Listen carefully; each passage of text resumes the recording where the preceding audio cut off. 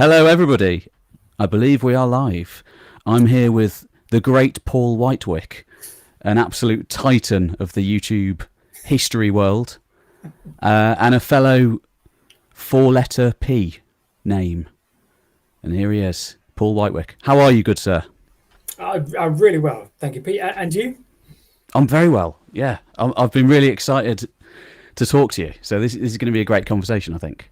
Yeah, absolutely. I'm massive. Thank you for inviting me on. I feel very humbled to be on your channel. Really, I've, really, really excited. Absolutely. it's exciting for me to be able to speak to people like you because I'm sure many of our viewers will be aware of your channel where you explore the great British landscape, looking at all these incredible features that we have in this island, and I think showing us things that we haven't seen before, which is amazing. Cool. Oh yeah. Yeah. Considering the vast amount of sites in Britain, you've shown me many that I've never even heard of, which is great. It's kind of like I like that. I like the kind of the ethos of showing people the importance of a ditch in the ground or Yeah, yeah, an embankment or something that's like kind of just looks innocuous and you wouldn't notice it, but kind of going, that ditch is really important and here's why. I kind of love and that kind of like, and every ditch has a story as well, which is just yeah, incredible. yeah, And absolutely, absolutely. yeah, whether it's a Victorian canal or something from the Neolithic. Yeah, yeah, And and the sort of trying to find out why, trying to find out what it was, and how it all fits in with today, maybe. Yeah, the whole for shebang, the sure, whole circle. for sure, absolutely, absolutely, yeah. Um, so what have you been up to recently? What are you working on at the moment? Oh, do you know? Probably like you to a degree. I It's a can't hard remember. question, isn't it? Yeah, People it ask me really this, and is. I'm like, oh Yeah, god, what have I been working on? Like yeah, about 10 different things every day. totally that, right? It's Totally just that, because yeah, I'm working on like I don't know, three different things. Yeah, I can't remember what I did yesterday. Um, I've been editing all today, to be fair, editing a film that's coming out this weekend on sort of railway and canal navvy. So I've gone sort of back to sort of the modern industrial sort of revolution times. yeah, brilliant. Um, but yeah, but then I'm working on, crikey, what else am I working on? I'm working on another project on the Fosse Way, Roman era. I'm working on, oh God, like an early Neolithic. I'm always kind of juggling. It's kind of 24/7 sort of juggling different projects. Um, and I've got into the habit of being able to do that, if that makes sense. Like I'm editing one, I'm scripting from a different era, and I'm thinking about filming another different era. And it's kind of, I know it's a That challenge, but it's also good fun. makes total sense to me. That has always been the way that I've worked, and to somebody observing me, it looks like complete madness and chaos. But Yeah. somehow, something does result occasionally. I mean, the thing is, that you've got number one, you've got two channels. Three, Number two, three oh, well, channels. okay, exactly. I mean, you just highlight my point, Pete. You've got three channels, but you're Yeah. making documentaries, sometimes 2 hours in excess. You're then making shorter films on this channel. Yes. And so that kind of scares me looking at that kind of aspect. I can deal It with my scares own me too. bubble. Yeah, but I can deal with my bubble because I've kind of got used to it, what film on this channel. Yeah. But to look at something like you do with a massive detailed documentary kind of style, I'd love to do it, but I'm kind of scared at the same time of it, looking at it. I mean, I love it, as you can probably tell, because I wouldn't put myself through it otherwise. But Yeah, it does take a long time. It does take a long time. yeah, But I think when yeah, you approach something and you do a deep dive on it and you allow yourself as long as it takes, it's very rewarding because you come out and you sort of understand it a bit more.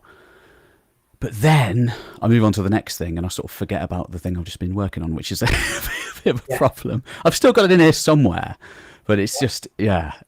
But it's also fascinating, isn't it? Something yeah, I've noticed about you as well, you tend to stick to Britain, yeah. whereas for some reason I've embarked on going all over the world, which is another insane mission. But you're learning a lot more than I ever knew how to be, purely because you immerse yourself in many different places. I've had, I don't know, let's say the last 5 or 6 years of filmmaking and more, where because of my sort of family circumstances, I've kind of stayed local, kids, school runs. So I've kind of Yeah. had to keep to Britain, but not just keep to Britain, sort of keep to the local part of Britain. Keep to your area, yeah. Um, Do you tend yeah, to stay within the radius of doing a sort of day trip from your house kind of thing?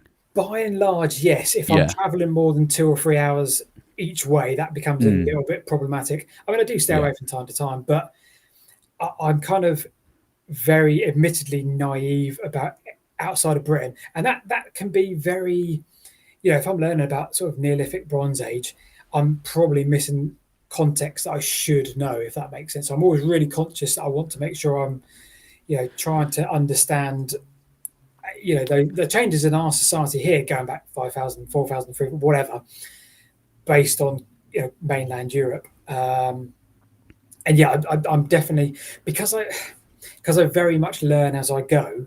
Mm, yeah. I'm very conscious that I really need to sort of slow down one day soon and sort of immerse myself in, sort of go mainland Europe at the very least and try and understand, you know, where our transitions in eras come from and why. Yeah. Because Yeah. predominantly, as we've both said 1,000 times, we're a little bit late to the party on every era, Pretty but that's for much. a reason, Yeah, Pretty yeah, yeah, much. and Yeah. yeah. Well, we're late to the party, then suddenly we're ahead of the party when it gets to the 17th, 18th century out of nowhere, Oh, well, yeah, which is bizarre, isn't it? it's Yeah, always a bit wild, isn't it? Yeah. yeah. I never really factored that. I never really considered it. I mean, Because yes, suddenly it's but boom, Alexander yeah, Graham Bell and all that, and Iron Bridge, that's and a then the great Industrial Revolution. But yeah, no, I totally agree with you. Because then, now we're, I think, going back again. Yeah. Yes. It's this Yeah. the Oh, strange up and down of history, yeah. isn't it? And Yeah. it's Yeah. In a very short period of all time. cyclical. It's not just a progression moving forwards. Yeah. So What was yeah, I going to say? I, Yeah, no, I was going to yeah, say your videos. I don't think one of the great things about them is you never. It's almost like less is more. So you can get away with not knowing everything that's happened on the continent. It's fine because because you tend to talk about quite a very specific place, and you'll only give the information that we know, which is great. yeah. I kind of feel like my job at the moment is to pick up an archaeological paper and try and make it that I can understand it. So if I can Mm, understand the archaeological paper, I can say it in a way to my audience that can understand it. So that sort of ethos number one, yeah, try and explain things in sort of layman terms, which we all do. We're history communicators, for as you say. sure. But also, my ethos as well is try and sort of point to the thing that I'm trying to show people, which isn't always easy. But and yeah, I can kind of tend to do that in a short period of time because, as you say, I'm not discussing a broader, massive, sweeping history of 1,000 years. I can kind of go, right, have a look at this long barrow, this mound, or this ditch, or the hill fort, and I want to tell the story of that thing, if that makes sense. And yeah, you're right. I think I try and appeal to how YouTube wants you to appeal, which is kind of quick, but I'm probably talking rubbish because longer documentaries work. But I've just kind of walked into that style of doing short, trying to get a story out about the thing that I'm showing people. Really, um, yeah, it's Absolutely. hugely enjoyable. Mm. But I think if somebody was to watch every video on your channel, they'd come away with a great understanding of the history of Britain. To be honest, well, Cool. Yeah, England anyway, Southern yeah, England mostly. yeah, But yeah. And I yeah, always try and say because that. it's sort of piece by piece. Yeah, yeah. But the beauty is if they're learning, that's kind of me learning at the same time. So Mm, you'll start your research journey, and certainly for me, very much non-academic, very much new to this scene. I'm learning as I go as well. So I've got so many little side projects that I'm trying to work on. I'm reading this one paper. I'm then going, right, what does that mean? I'm having to then look something else up, and I'm learning as well. And I'm like, okay, I don't want to come across like I'm this major historian who's got PhDs and doctorates and all sorts. I'm just trying to say to the people that, I've learned this over the last few weeks, so here's what I've learned, and it's great fun. Why is this thing here? It turns out this is a reason. It's great. So that's kind of but my this is not this is one of the beauties of this age, though. Because you can you can put your stories out there, and you don't need to have an academic background because you are learning on the go, and we're all coming along with you for the journey. Yeah, yeah, And I think it's yeah, fantastic. But and it's we're same as me. We are communicating historical and archaeological information as we learn it, essentially. So that's yeah, just the nature of yeah. the job. You don't have to be the Yeah, it is. leading world expert. We're making films, aren't we, and videos. It's a good point. It's a good point. Yeah, we've got many hats, right? At the end of the day, Mm, from researcher to editor to filmographer and whatever else. narrator and all that.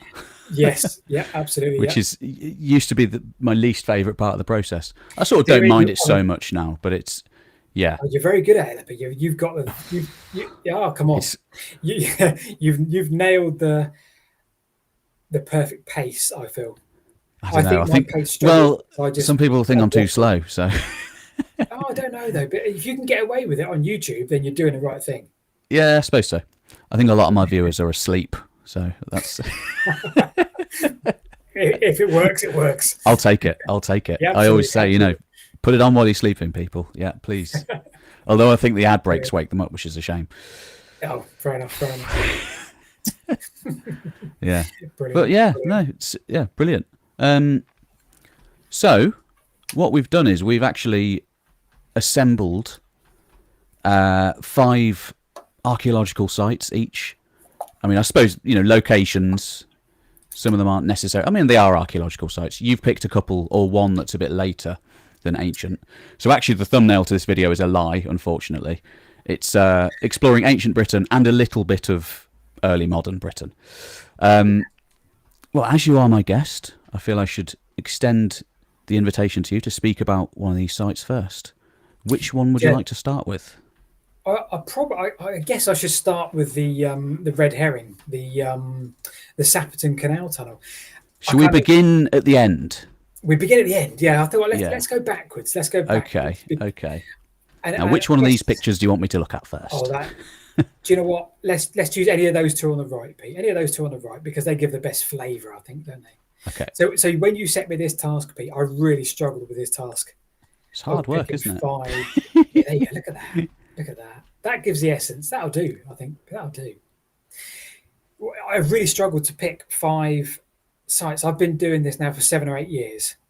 And we started kind of probably in this era, the Industrial Revolution and the next 100 years, because I loved exploring kind of old railways and canals, because my father brought me up sort of like enjoying trains when I was a very young kid, like 7, 8 years old. We used to sort of go around the country and look at all the random diesel locomotives and all around the country. And then, in later life, I sort of started exploring on a bike with my mates, and we'd find a map and we'd try and find something really quirky and weird on this map and just see what it was.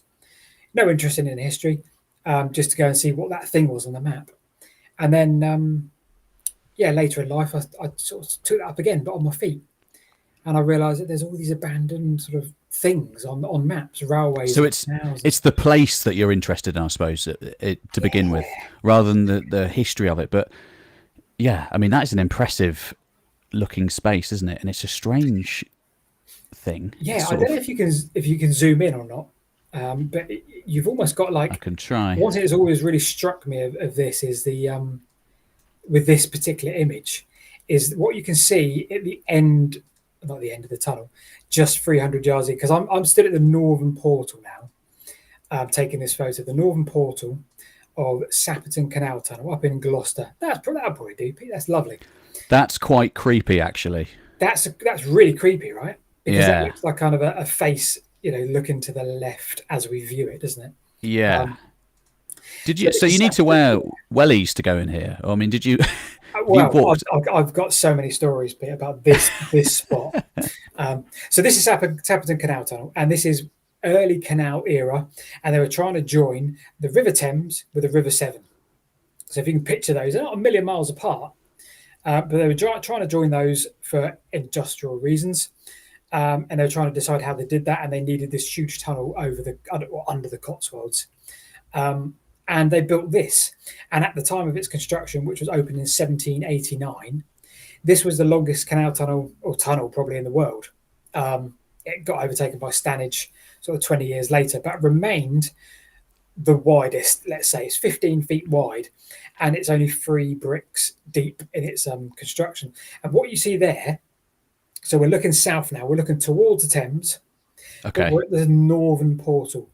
This is 300 yards of a 2.5 mile long tunnel that we can see. Flipping heck. 2.5 miles. Okay. Two and a half miles long. What is the distance between the Thames and the Severn? Do we know? Oh, that's a great question. Longer than that, I'm guessing.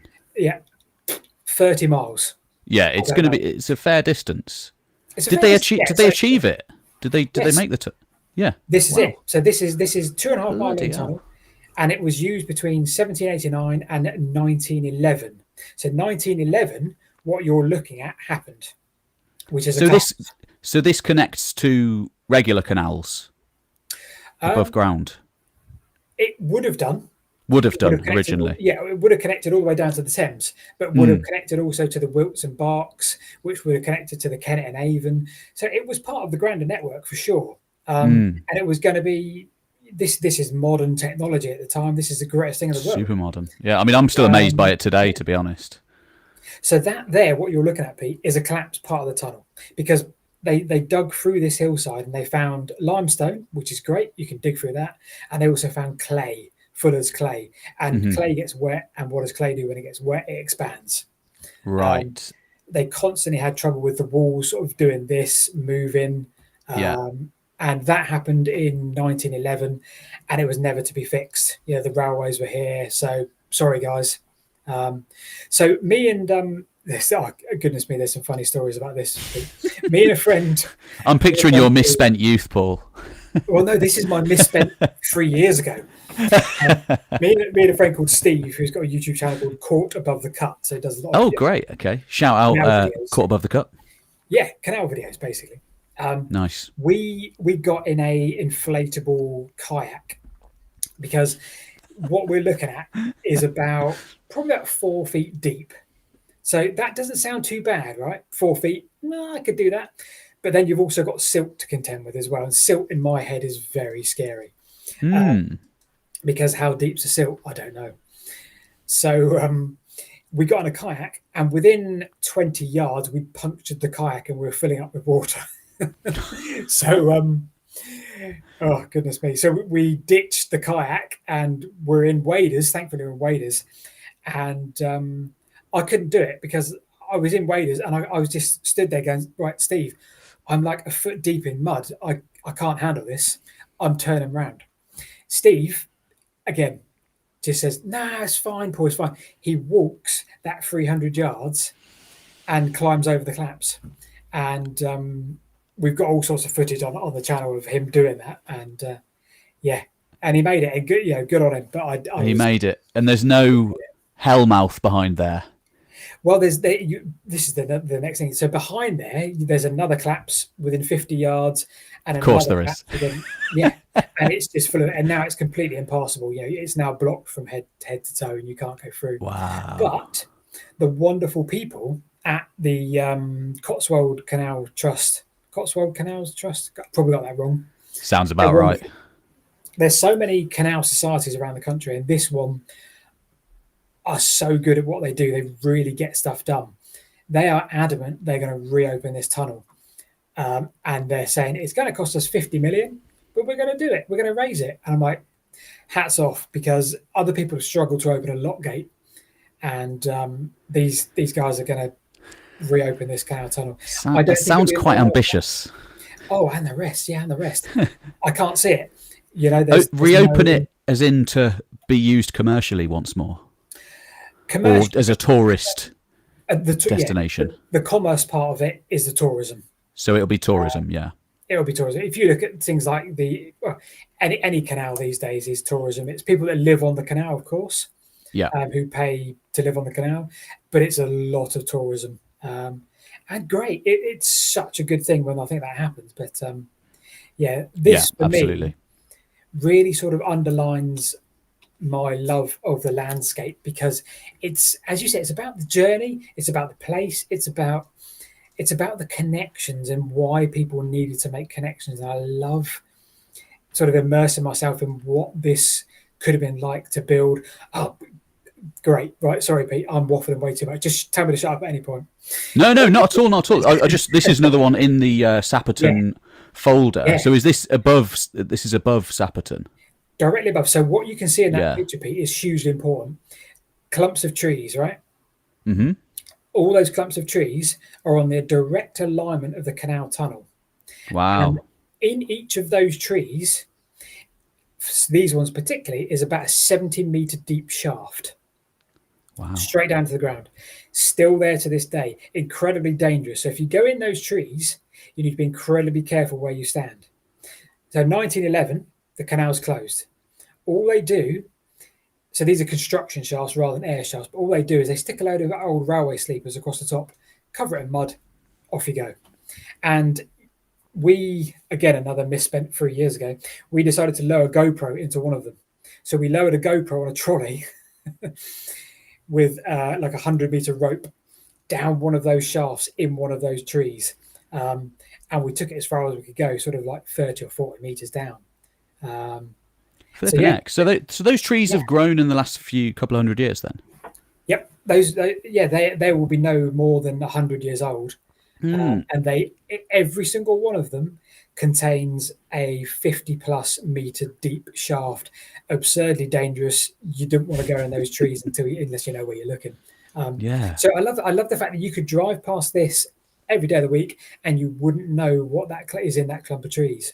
Yeah, you wouldn't know at all. And that's sort of and this is the reason I wanted to do Sapperton first in my little waffle, Pete, is because this is really where my journey then started of looking at the landscape and going, well, what does that mean? What's that there for? Some of the shafts are as little as 10 meters, but as you go towards this side, the northern end, they go as deep as sort of 70 meters, I believe, 60, 70 meters. But I just love looking at this thinking, there's a beautiful shot of a landscape. We're looking north towards sort of Sapperton, the village.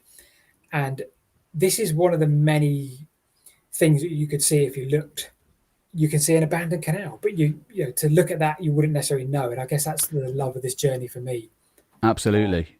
So when you originally were looking for this, did you find this on a map? I sort of traced the canal in the early days. Yeah, traced the canal. So you were just following the canal, and then you found out about this tunnel. And all of a sudden, you come to the tunnel portal. I don't think I included a shot of the tunnel portal, stupidly, but you see like this castle-like structure. So they decorated. Yeah, that's inside. That's part of the claps. Okay. What's this that's one? part of the. Oh, so this is a nice little. So that's like a cross section of the tunnel. Yeah.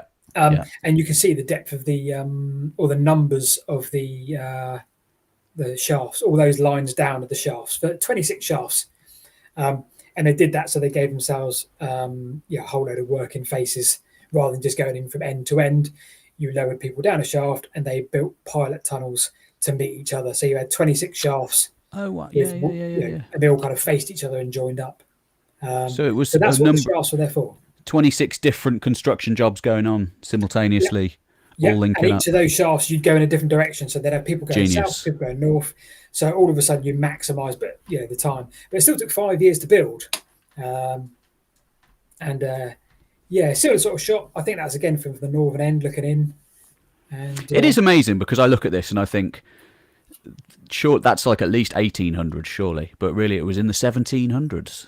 1784 they started it. Took them 5 years to build that tunnel. 1789, pretty wild. Yeah, King George III turned up to look at this beautiful engineering masterpiece, and all the dignitary from the local land, Lord Bathurst and all his friends. Yeah. So I mean, the Napoleonic Wars hadn't even been fought yet. Yeah, or maybe they were about to be fought. Yes. Napoleon was just about to be rising. When was the French Revolution? 1780. Oh God! Somebody tell us in the chat. I'm not going to help you. I've not got a clue. my French history isn't so great. So that's not the natural water table level. That's just where it's filled with sort of rainwater. That will go up and down because you could argue that the source of the River Thames is in that tunnel. Oh, wow. Basically. Amazing. A good comment here, actually. Bob says, I bet it was dug by Irishmen. Wow, Probably that's was. a Do we great. know anything about that? Probably some of my Yeah, we do. We ancestors. do. Yeah, we know. We do. We do. I can tell you that people have this big assumption that the navvies were all Irish. I think about 20% of them were. Certainly, the early railways, 20, 30% were Irish. A lot were English. They hated each other with a passion. There Yeah. was a lot of we don't mix at all. There was no sort Hmm. of sort of linking up, and they had separate accommodation, separate living quarters. Um, yeah, no, it's fascinating. Different Fascinating things. Yeah, different pay, I would imagine as well. Usually the Irish should be paid less. that's a But great. I don't know. Yeah, don't know. Um, someone yeah, says Irish not a or lot, Chinese. Lol. I don't think we did have Chinese workers in this country. I think that was a more of a American thing, but I could be wrong. right? Could Not be to my completely knowledge. wrong on that. I think No, usually not it to was my the knowledge. Irish who would, well, or English, just working Yeah, class yeah, yeah. people everywhere. Oh, yeah, Yeah. completely. Job to job, travelled and moved job to job, and these people would advertise for tunnellers and navvies. Um, they were often told to advertise locally, and people would turn up locally. They said, "Oh, I'm local. I want a job," and they couldn't do it. It was properly. You're a labourer or you're not a labourer, and these people would often turn up locally and they just couldn't handle the job. They couldn't earn a wage because Yeah. they wouldn't be doing the wheelbarrows full of soil. They wouldn't be able to keep up with the pace basically. So the navvies would travel all around the country, Yeah. job to job. Such But, hard work. Like just thinking about what it would take to do a job like that back in those days. yeah, yeah, And then, then there was a whole century of even harder jobs, possibly, in factories and all this stuff. We live in it. We're yeah. very lucky to live in the age that we live in. I think so. I think so. I know that it seems dark and people, obviously there's dark things going on, but in many ways we are very lucky. We don't have I to think go so down too. the I think so too. mines. I mean, some people have to go down the mines, obviously, but most of them have been shut down. We don't have to go chimney sweeping. We don't have to go to No, a absolutely. lace Yeah. factory. Yeah, yeah, we're Yeah. in the world of health and safety, and I kind of like it because it means that people don't lose Same. their lives. And go Same. back to Yeah. this, yeah. Ask how many people lost their life on this tunnel. You probably won't find out because I doubt very much of it was recorded. Yeah, you'll Probably often not. have I don't think they would no, have wanted to have that known yeah, publicly. Probably it's not very yeah, good for yeah, and morale. But no, it's yeah, not. Yeah, they would take the body down to the local pub. He'd be laid on the table, and they'd all have a drink around yeah, him, and that yeah, was it, pretty yeah. much. And then it's like, sure, you could think about quitting, but if you haven't got any other work, what are you going to do? Yeah, this is what you know. Yeah, this This is is what you what you know. know. Yeah. This is what you Uh, got. Yeah. yeah. So sorry for lowering the tone a bit, Pete. I think I've darkened things a little bit there. No, no, no, no. I mean, these things are important to talk about. I think we've actually not lowered the tone at all because we've realised how amazing it is to live in 2025. Yes. Yeah. Because I see a lot of doom and gloom, and I see people, suggesting that we're living in, like a really bad time and all this. And by many measures, we're living in a great time. Yeah. Yeah. But certainly by this measure. Certainly by this measure. But Yeah. for me, this sort of landscape kind of set the ball rolling for what I do now, which is look at the bigger picture of the landscape. As per Mm. yourself, I guess I've got this to blame, in essence. Amazing, amazing. Well, what shall I talk about now then? Well, yeah, I'm quite excited about this. Yeah, I'm Let's quite have a excited look. about what you're going to talk about and what I'm going to learn. Oh, I don't know if you're going to learn much, Paul. To be honest, but I'll do my best. You've probably heard of all my places. Okay, okay.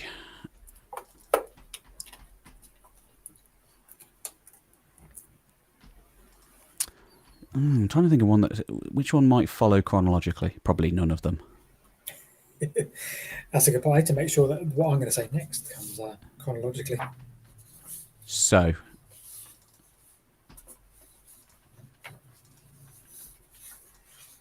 okay. I suppose that, this kind of works. This kind of works. Let's get a good picture. Here we go. This one will do. You probably heard of this place. So this is Cadbury Castle in Somerset, which is an absolutely stunning place to visit. It's huge. It's an Iron Age hill fort primarily. There's a lot of trees covering it, but back in the day, this is a terrible picture, but you can see the ramparts around it. Yeah, yeah. It's got these massive ditches all around it, which would have been covered in stakes and ramparts. It was a big defensive position, like all Iron Age hill forts in the country. And I thought I'd pick this actually because my love of all this history stuff really stems from Iron Age hill forts, to be honest. Because when I was a kid, I was very lucky to have parents who also love history, and they would take me around these places. And very early on, I got the bug, and I was just obsessed with them. And to be honest, I probably should have picked British Camp, because that's one that was very close to where I was brought up. I was going to in ask, the West Midlands. I can ask, what was your local? What was your... My local would be British Camp. And we'd go there and we'd walk around, and I think just the scale of the place and imagining what had happened there, thinking about Roman soldiers attacking it. Yeah, super interesting. But this particular fort, Cadbury Castle, is an interesting one because it has many different eras of history. In the 1700s, around about the same time as your canal was being built, in fact, I think a little bit earlier, a certain bloke called William Stukely came here. Yeah. Famous antiquarian, friend of Isaac Newton, and all-round ledge. Who? Yeah, he was the best mate of Isaac Newton, apparently. Wow. Those were the sort of circles that he went around in, and basically, William Stukely was an antiquarian. So this is before archaeology is sort of turned into an academic subject, really. You can do whatever you want at that point.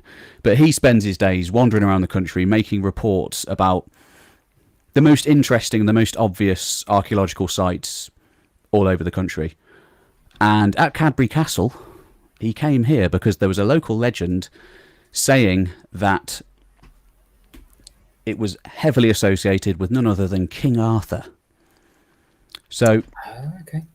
Not saying that King Arthur existed, but if he did exist, he was almost certainly associated with this place. To the point that in the 1960s, British archaeologist Leslie Alcock, quite a famous guy, came here. He released this book, Was This Camelot?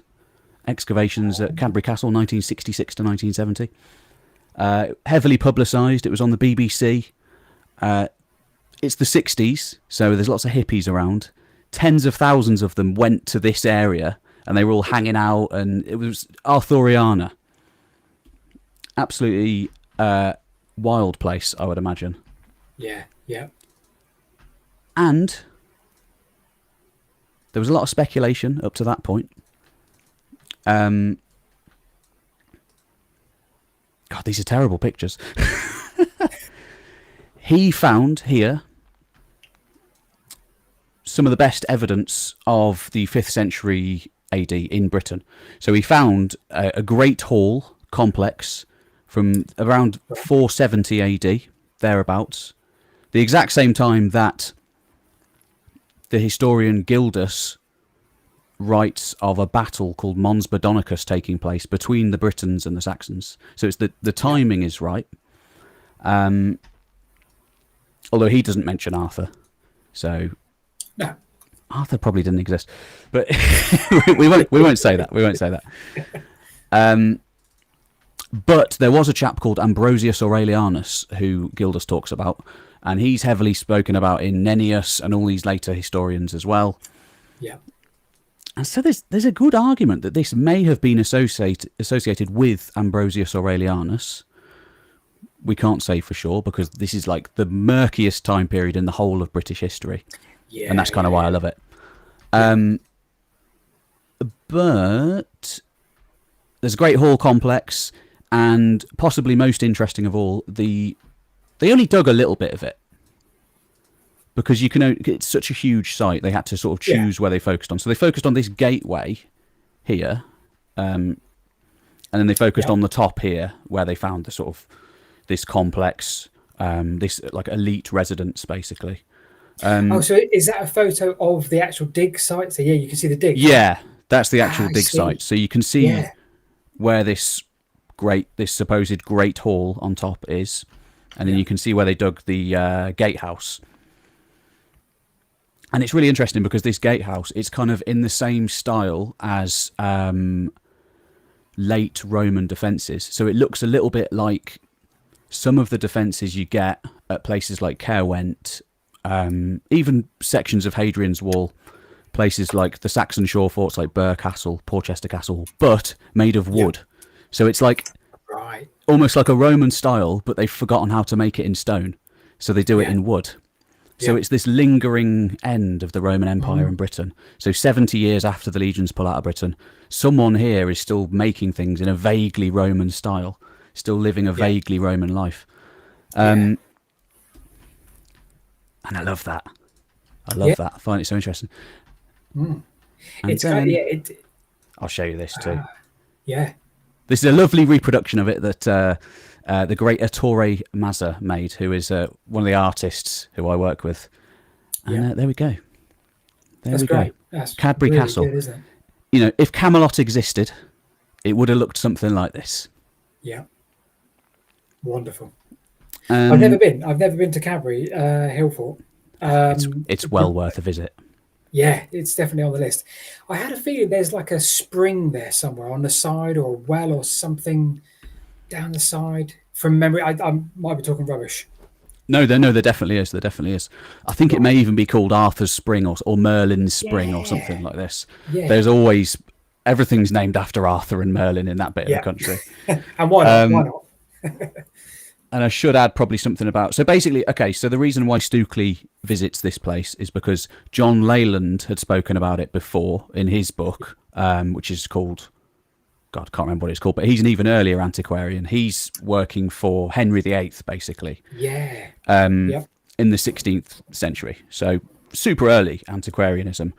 And he goes there and he records the legends of the local people. So the local people have a legend that King Arthur is asleep inside the hill. And he records that, and that's why all of this, you know, everybody visits thereon after. So it's based on this myth, basically. But Alcock's argument was that, you know, maybe this myth had a tiny shred of reality, which was the 5th century occupation by a sort of Arthurian-like figure. Yeah. I mean, I like to go out on a limb on these things. So, you know, why wouldn't it be Camelot? Why not? Yeah. Yep. Camelot's a mythical place. So, as you say, we're in the right area. So it's the right area, you know, and yeah, it's the exact right area because this, you know, the Saxons were pushing westwards across the island, and there's almost like a fault line, but it's such a, as I said, it's a murky epoch of history. Everybody has different ideas on what was really going on, and there's not a huge amount of evidence. So you can speak a lot about the tiny shreds of evidence that exist and spin it in many different ways.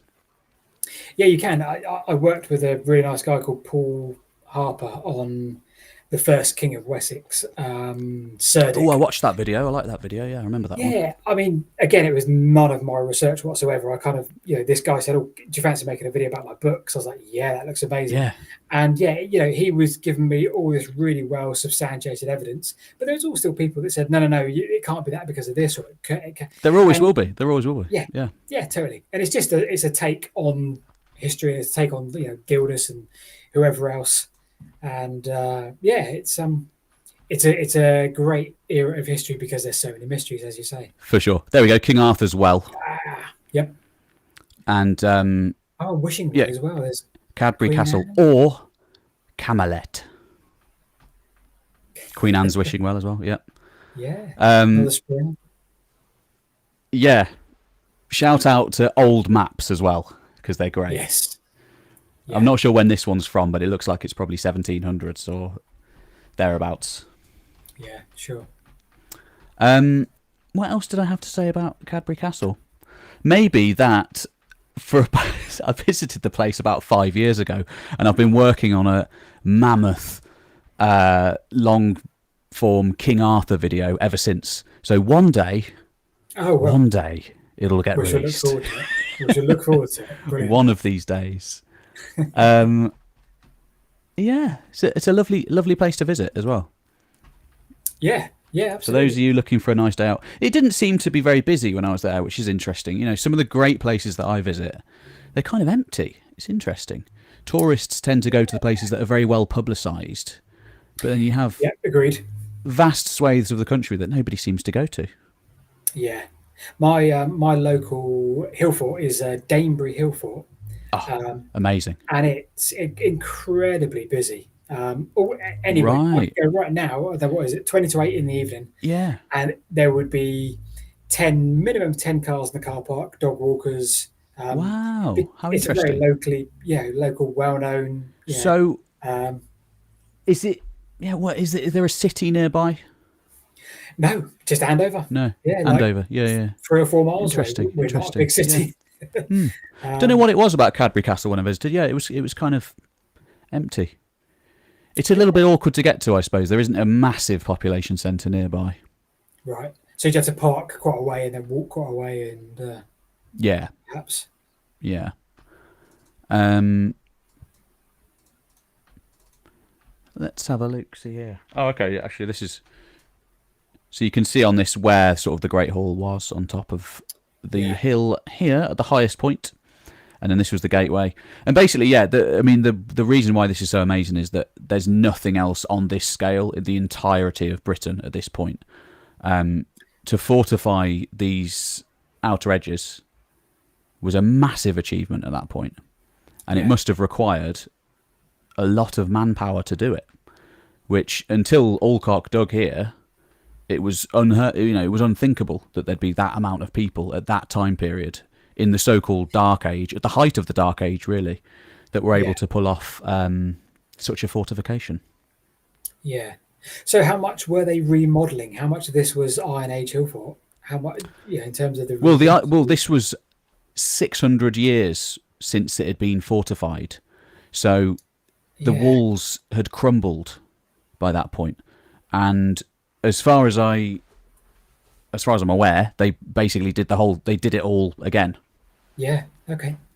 Um, Probably, I remember this from my research, that the ditches would have been full of brambles and just naturally occurring defences, basically.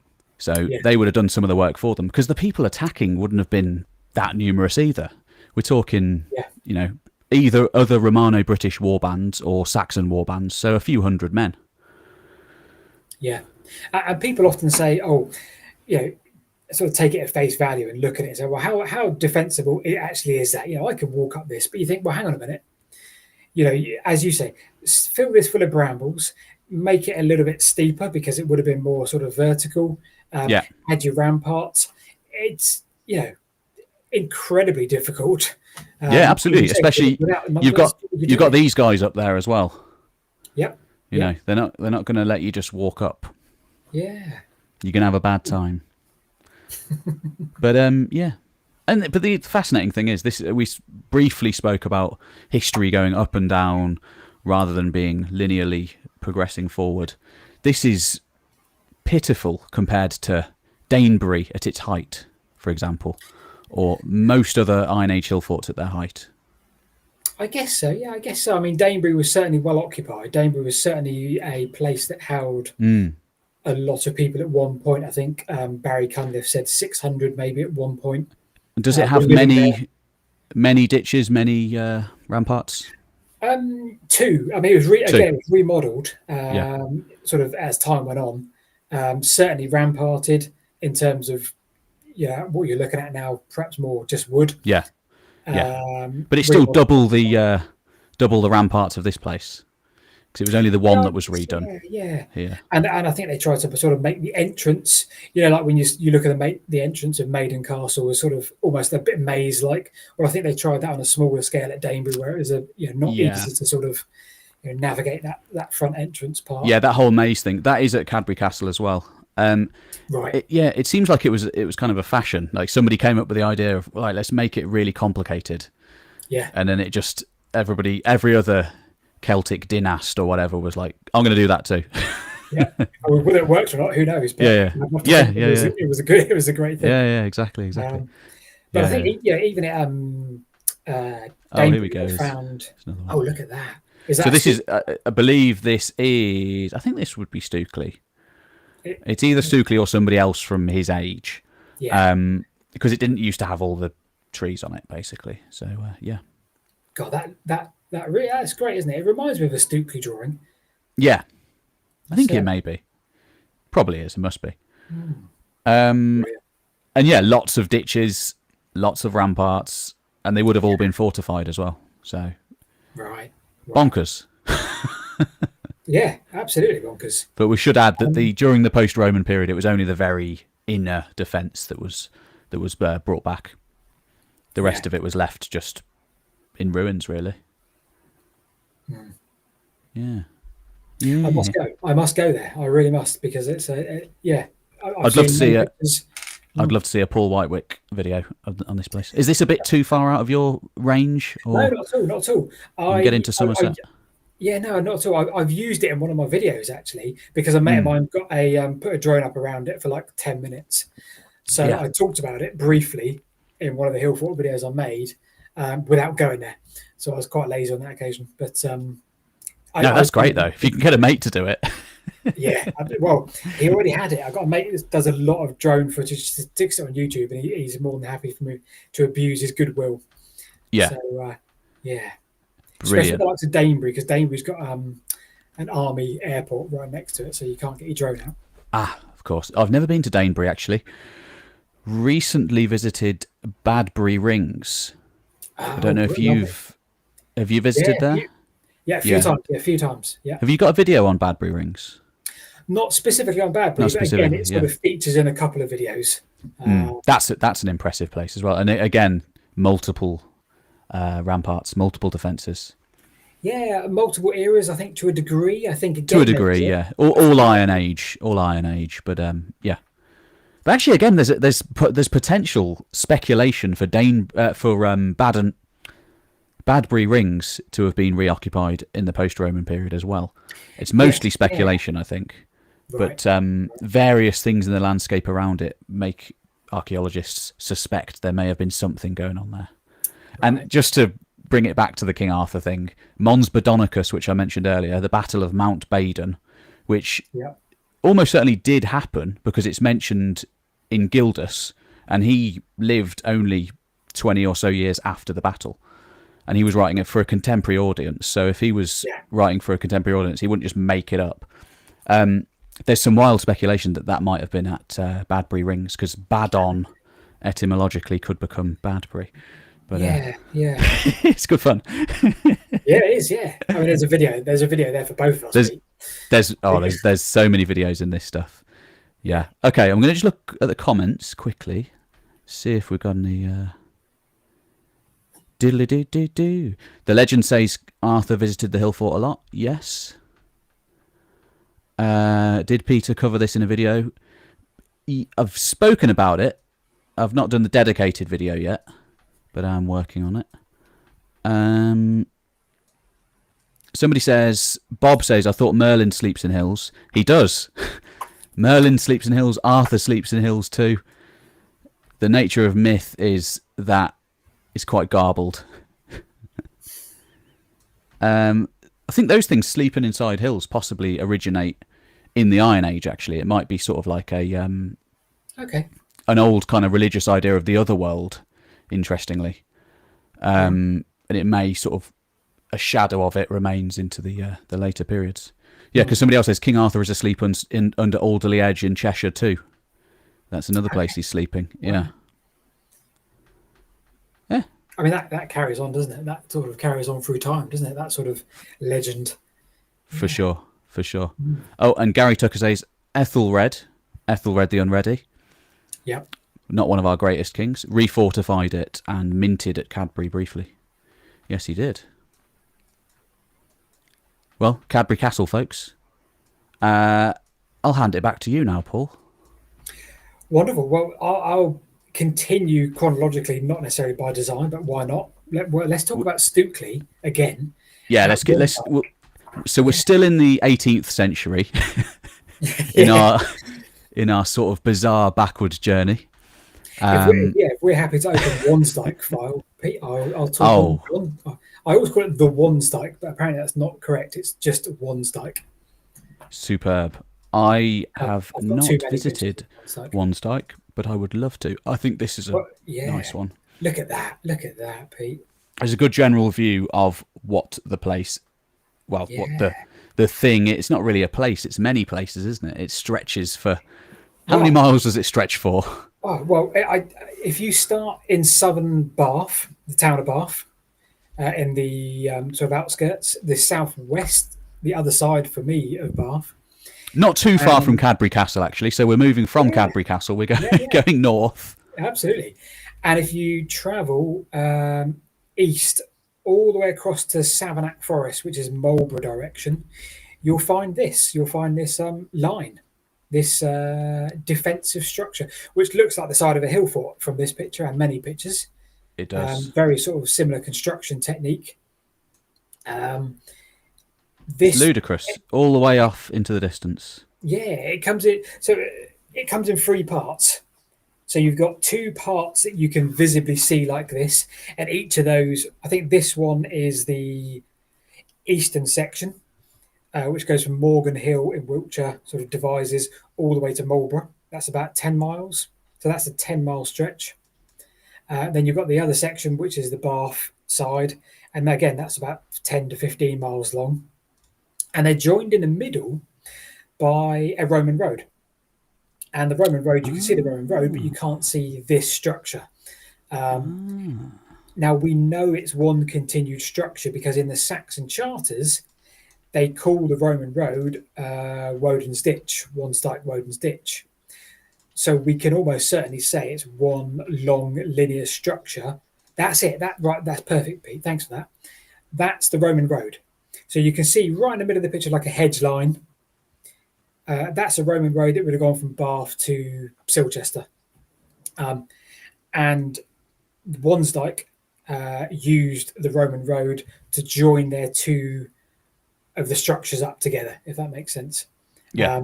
So you've essentially got one long line from Bath all the way to Marlborough as a defensive structure, if you include the Roman road in the middle, which again is about 7 miles long or thereabouts, connecting those two structures. So the bit that yeah, the Roman road is, sorry to interject. No. I mean, that's not a defensive structure. No, this is essentially a flat part of a very, very low lying, very would have been very marshy part of the country. This would have been a place called Melksham Forest or Royal Forest. And we think it's part of Wansdyke purely because of these the Anglo-Saxon charters. They refer to it as Woden's Ditch. Oh wow! And it connects both ends. So if you look at a map, this middle section, the eastern side connects to the Wansdyke you see, as in the previous picture, and the other end connects to the ditch there as well. So we're almost making use of the Roman road in this very sort of flat structure. I'll tell you what, Peter, there's another picture of, is there like a drawing? Yeah, I'm really sorry. That's a nice one there. Yeah, that's a Headley Fawn drone shot that I've stolen from him. Let's have a quick look. Is there? Did you say drawing? Yeah, is there a drawing? Yeah, there's again, this one. No. Sorry, that's not the one, Pete. Is there another one? Sorry, I'll come to Unfortunately, there is one file which. No, it's fine. Perfect. It didn't look like it was going to open, but it did.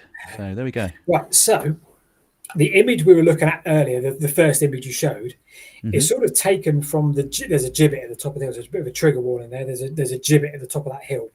Yeah. But that's a Wansdyke. What you see there is a Wansdyke. And in the foreground, you've got the Roman road. What else have you got on that? So down here we've got the Roman road. Sort of, is that the right? Roman road, yeah. Believe it or not, that's the Roman road. Yeah. And it's interesting. It's not the usual image I have of a Roman road, which is dead straight across the lowlands. This is more of a sort of donkey path. This is where Stukely dated the Wansdyke. He said, Wansdyke must be before the Romans because it intersects in that nature. But he got it wrong. He got it the wrong way round. Yeah. And it took Augustus Pitt Rivers to come along, sort of 100, 130, 50 years later, and I go, no, actually, Wansdyke cuts through the Roman road. So straight away, without doing any archaeology, we can now tell that Wansdyke, this defensive structure, is definitely post-Roman. It was after the Roman era because it cuts through the Roman road. So that image right there, Stukely got the wrong way around in terms of he said, no, the Roman road cuts through Wansdyke, therefore the Wansdyke came before the Roman era, but it didn't. So that actual site we see there is exactly where Augustus Pitt Rivers came along and said, no, Wansdyke definitely came after the Roman era because of that exact spot, that exact juncture. Interesting. He's a character, isn't he, Augustus Pitt Rivers? The Pitt Rivers Museum in, is it Oxford or is it Cambridge? Whichever one it is. I'm going to say Oxford. But I think it's Oxford. Yes. The Pitt Rivers Museum in Oxford. Shout out. Great museum. Crazy place. It's like visiting a museum in 1880, and they've kept everything as it used to be. There's signs saying this is probably a bit dodgy, but they've kept it the same, which I like. I like to see in other ways how far we've come, because a museum now doesn't look like that. It's just sort of stuff heaped. Yeah. Very little category. Well, in fact, it's categorized by sort of country, but not by date. Really? Right. And it's just sort of there's like a big, there'll be a Peru case, and there'll be like a Polynesia case, and then shove it all in. Yeah, chuck it all in there, put it all on there for display. Yeah, interesting place. Yeah, I bet. I mean, Pitt Rivers, in an archaeological sense, was great. Yeah. I'm not going to talk about Bockley Dyke today, but there's another dyke that I love. Over in Dorset. And he categorized and dated every single find he possibly could, the location, you name it. He was amazing what he did on Bockley Dyke and how he dated it, how he did the layers, how he established one layer. Oh, yeah, there you go. We can talk about it briefly. Briefly. The trouble is, Pete, you're in danger of me waffling for hours. No, that's fine. We don't mind waffling here. It's all good. I'll be waffling too. But again, Bockley Dyke, right there, Bockley Dyke cuts through a Roman road. But then the Roman road cuts through Bockley Dyke, and then Bockley Dyke cuts through the Roman road. So we can date that Bockley Dyke was right at the end of the Roman era by what he found. And Pitt Rivers found all these different things, Roman coins for a start, that dated Bockley Dyke at like 390 AD. Then the Roman road was rebuilt over the top of Bockley Dyke. But then after 410, the Bockley Dyke was built again and cut through the Roman road, which was never rebuilt. So you've got this wow. So whatever happened there, people? Massive. Bockley Dyke is just this wonderful place for the question mark.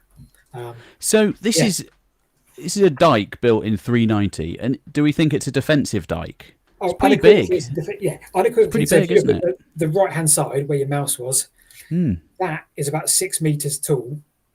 The counter scarp on the left of picture there, that's a counter scarp for sure, because it's not compacted. It's not done in a way that is defensive. It's just chucked. It's chucked material because it's not, the way you've dug it, you've chucked it. It's a counter scarp. So a counter scarp is a pile of rubble from where you've dug something else.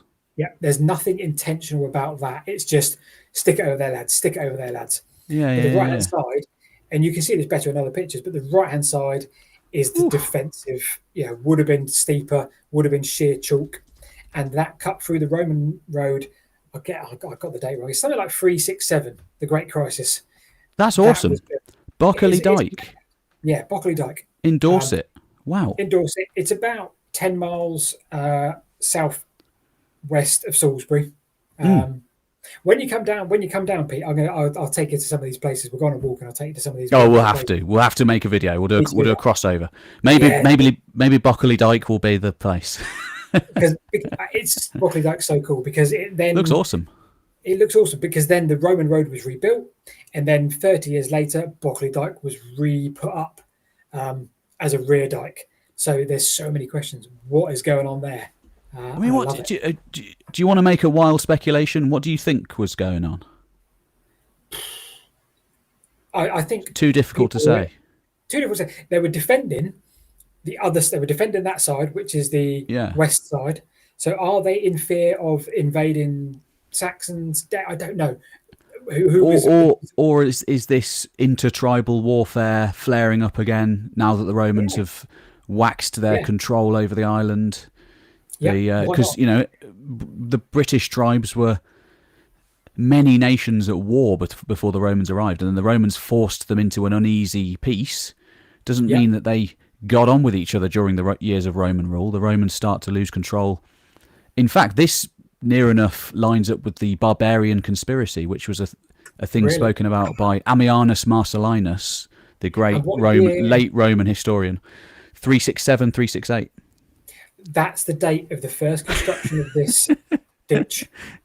Maybe it was something to do with that, because there was Yeah, chaos throughout the province in yeah. the late 360s. Things sort of got a So, little bit better again for a brief time, and then it was pure chaos. so would they have been? Yeah, you're right. And the barbarians would have been everybody. The Picts. Well, it was the Picts and the Scots primarily. They were actually the Right. main menace, really, but also Franks and also Saxons. So if you're of the Durotrigas tribe or of that lineage, heritage, whatever, this is perfect because you're setting up. If you're getting word of mouth, these people are coming. They're going Yeah, to attack you. Right, where they're going to come? They're going to come along the Roman road. Right. yeah. So 4 miles either side of the Roman road, you've got this. So you want to defend your borders. You want to shore up the edges of your realm, basically. It seems that potentially, kingdoms are forming. Maybe, Mm, this is again, it's an area of speculation, but people have written whole books on this sort of thing, the yeah, intertribal warfare at the end of Roman Britain. yeah. And Um, we're sidetracking here, Interesting. big time. We're Because this sidetracking, is but it's great. It's a great this is the sidetrack. one side. So Wansdyke, okay, it's Yes. it's also post-Roman, isn't it? But it's a bit later, I Well, think, than Bockley Dyke. yeah. So the good Dr. Alex Langlands, Swansea University, did some. Let me get this right around. OSL, optical stimulated luminescence, Okay, yeah. and he gave us a tentative date, 650 to 750 AD. So what was going on towards that period? My early medieval is terrible. Um, I've Six literally fifty, had seven to make, fifty. yeah, It's I've the made it's the notes mer- for my own it's video. oh nice, love it. I mean, it's the Mercians on the warpath. Right. Essentially, it's Yeah. it's it's the great Mercian realm from the Midlands, based at the mighty powerhouse of Tamworth, which Yeah. today is it's not the best place to visit, but I'm leaving you to that comment. it's Describe how you will. I'm a proud Mercian from the West Midlands, so I've got to big up the Mercian kingdom. But basically it was on an expansion thing in the 7th Yeah. century and the 8th centuries. So I Yeah. mean, did they build this? Right. So In fact, my where is theory. Wansdyke? I need to brush up on Yeah, this. no, I no, know no. about Offansdyke. Right. Right. Offansdyke. Here's my theory, MP. Offansdyke came Yeah. very soon after this. I Okay. think that this This isn't. was Oh, Wansdyke inspiration. isn't. It's not quite Mercia. No, it's not. Well, yeah, it's the borders Oh, because it sort Mercia. of is actually. Yeah, Yeah, no, sort of is. no, it is. It really is, Pete. Yeah, Because yeah. end of 750. I mean, I've written it down because this is my theory at the time.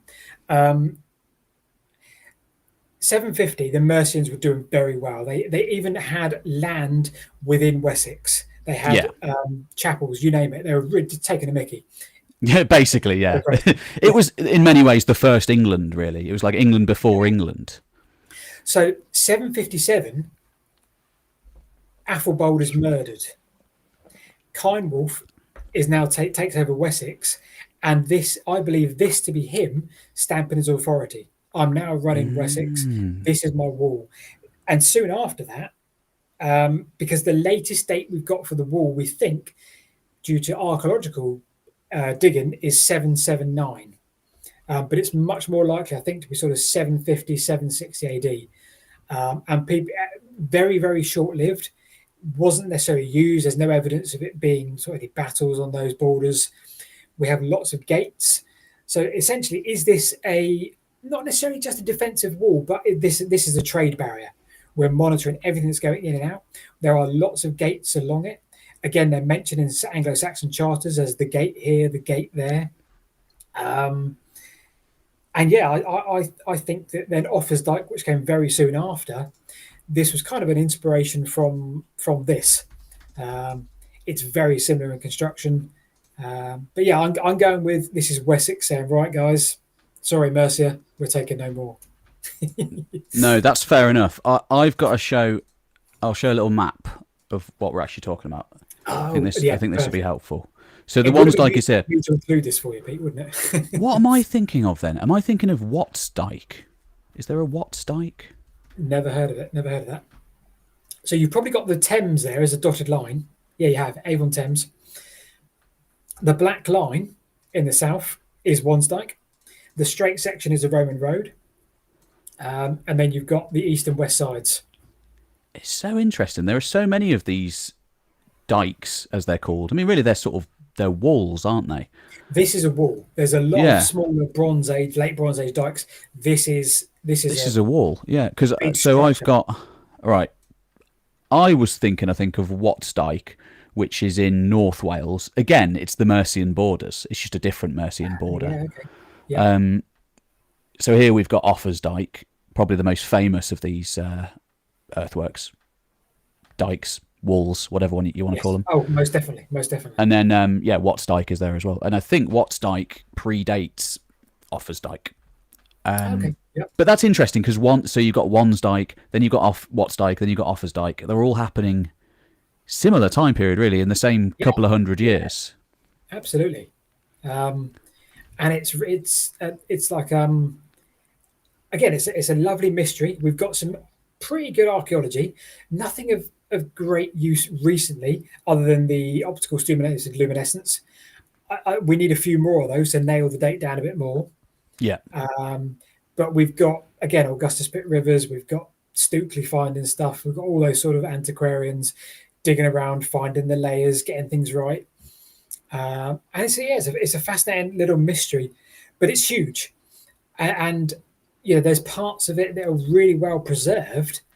And again, they're sort of 4 or 5 meters high on the defensive side, on the southern side. And again, that counterscarp in places maybe about a meter. But again, you can tell it's a counterscarp because of the way the earth is compacted. And just to add to what you're saying, yeah, it really is huge. It almost goes from one coast to the other. I mean, it goes across half of England. Yeah. So if you don't mind, Pete, go back to the picture that the first drawing that I said, or not that one, but if you can go back to that first drawing. Sure. Then I'll tell you exactly on that point. This one. That's it. Yeah, that's it. Yeah. Right. That is further east, much further east than where we know the Wands Dyke to be. And it's another ditch, another dike. And the theory is that is part of it. There's so many sort of continued linear structures that no one really knows, and they've just written down as either Grimm's Ditch or whatever. That could be a continuation of Wands Dyke going, as you say, almost joining up to the Thames. So the theory is, why not? If you're going to build a border, you're not just going to stop it in the middle of nowhere. So it's highly likely that it did join the Severn to the Thames, as your interesting shows quite well. So this is Wessex, isn't it? Then, as you say, I mean, it seems to be. This is it. Yeah, this is where my stomping ground. You're the Mercian. I'm definitely the Wessex. Yeah. It's amazing, though, isn't it? It really is amazing because we think of the early Middle Ages as this time period where they're just emerging from the Dark Ages. They're scrabbling around in the mud and they haven't got much going on at all. They're all covered in dirt. But really, they're able to come up with these gigantic construction projects. Yeah, and that's the great point. The man. It's huge. Yeah, the man hours involved. I mean, it looks like a ditch today, but it would have been much more impressive at the time. Yes. And again, that's something that archaeology tells us in terms of the original sort of intended fortification that it was. And you've got much steeper banks and you're digging into chalk.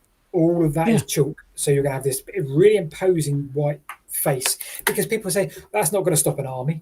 And sure, it's not going to stop an army, but it's gonna stop you sneaking goods over without being Yeah, monitored. yeah. It's gonna act as a marker in the landscape. It's It's full gonna of be ground. a. Yeah. You can find brigands. You can stop like highway robbers. You can do a lot of things with it, and you can police your borders Yes. And I think someone in the and chat impress your enemies. made that point. It's certainly imposing structure. So just reading about Offa's as well. I mean, that is supposedly one of the biggest construction projects ever undertaken in Britain in pre-modern times. It's on the Yeah. same sort of scale as Hadrian's Wall. Not quite as advanced as Hadrian's Wall, but it's like similar. Yeah. Why not? Why not? Yeah. Again, you're doing this within the bounds of, I don't know if you want to call it, Romans with the civilization. They carved everything out of masonry, and, as you say, built Hadrian's Wall. But this is on the scale of the Antioch Wall. This further It north, is. It if not is. better, bigger, better was the It's. word, isn't I it? mean, yeah. I think Offa's Dyke for sure is longer than the Antonine Wall because the Antonine Wall it's kind of the thin bit of Scotland between Yeah, kind of yeah, Glasgow, between Glasgow and Edinburgh ish. yeah, yeah. Or maybe maybe getting my geography completely wrong there. Yeah, interesting stuff, man. Well, I mean, one of the places I've picked is kind of similar to Wansdyke, but on a it's I think it's very impressive. It's only about 10 miles long. I haven't actually got very good pictures of it. Terrible preparation from me. Terrible preparation from me. But I wanted to pick one that you maybe hadn't heard of. This is called the Giant's Hedge. I don't know if you know this. It's in Cornwall. Nope. So it's in Cornwall. It goes from 10 miles between the Lerrin and the Lou estuaries. So it's kind of eastern Cornwall going towards Devon. Yeah. And basically, it's a little 10-mile area. Oh, did I put a map in? Well, Yeah, I know. I'll I try know and find one, Lou. but I'll I know the Lou estuary certainly. okay, the Lou estuary. Keep that I've in your got a bit mind. of context there. Yeah. So moving west from Lou, you go through a forest, and then you end up at the Lerrin estuary, the town of Lerrin, and the whole way in between these places is fortified. And sorry, hold on, bear with me. Technical difficulties. No rush. No rush. Let's get this image. Okay, this is a better image. So basically, it's part of it is a wall, part of it is a ditch, and it extends for about 10 miles. And archaeologists now reckon it was made in the 6th century AD. So this may well be a smaller version of basically a Wansdyke, an Offa's Dyke, many of these Grimm's ditches as well, which are kind of in the East Anglia area. And I just wanted to show this because it hammers home that those ones we talk about, they're the most famous ones, they're the biggest ones. But these early medieval defences are all over the country. Yeah. And it seems that after the Romans pull out of Britain, the people that are left behind go back to a kind of, in many ways, pre-Roman society, and they have these kingdoms. Many of them are very small, and this is like a really small area. It's probably only a few thousand people, but they still had the manpower and the ability to build this defence around their entire kingdom. So the other side is the sea, and it's actually quite a rich bit of the country down here in the 6th century. There's pottery coming in from the still existing Eastern Roman Empire. It's at places like Tintagel. God, where else? Mental blank. Lots of other places. Lilizic. What's the other famous one? Basically, there's many sites in Cornwall that are in contact with the Roman Empire in some way, shape, or form. Whether they still saw themselves as Roman is up for debate, but they were probably Christians, so that's possibly why some of these links remained. And they were getting wine shipped in all the way from North Africa, from modern-day Turkey, Greece, and it was coming all the way through the Mediterranean up into Cornwall, and then being redistributed from there to other places throughout the country. So so right, it's these guys then were like proper traders. Like, yeah, for sure, for sure. It's a tiny little corner of the country, but in many ways it's one of the most prosperous areas. It seems anyway from the archaeological evidence. And these are like, whether they were going on the trading missions, we don't know. That's speculation. But they were certainly receiving traders from the other side of the world. And yeah, they defended their little kingdom by building this giant's hedge from Lerrin to Lou. There's that's a lovely picture. I like that. There's a nice little rhyme actually as well, from the early modern period. Jack the Giant had nothing to do, so he built a wall from Lerrin to Lou. So people used to think that potentially this is like to do with the giants, basically. These myths. Yeah. Jack the giant slayer. I mean, they've mixed up Jack and the giant in this one somehow. But yeah, after the Roman, after this period, people just couldn't contemplate that humans had done this. They thought it must have been giants. Yeah. So it's just super interesting. It hammers home there was a weird little prosperous period before it all went kaput. Because eventually the West Saxons, your lot, came in and put an end to it. Couldn't have these Christians going about their business. Yeah. but that's how we get the name Wanstein. Woden's ditch, a god. So must have. I was going to ask actually. It comes from Woden. Yeah, most definitely, yes. Yeah, interesting. This is a better picture as well, actually. So you can see. I mean, now all the trees are sort of gnarled into this wall. This is really atmospheric. Really, really atmospheric. Is there any attempt to sort of? I mean, it looks great, but is there any attempt to stop the trees from destroying that? That I don't know. I mean, it's a big thing. It's 10 miles long. I don't think a huge amount of work has been done on it, to be honest. It's a little bit of one of these sort of forgotten about places. Yeah. Here's another bit of it here.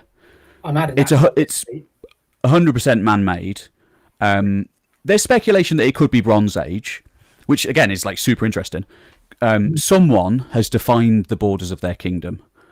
As far as I'm aware, the reasons why people suspect it's 6th century AD is because there's a lot of other evidence of that time period in the area. So there's loads of hill forts around there. There's loads of inscribed stones. There's just a lot of evidence around there. It's even linked to the what's it called?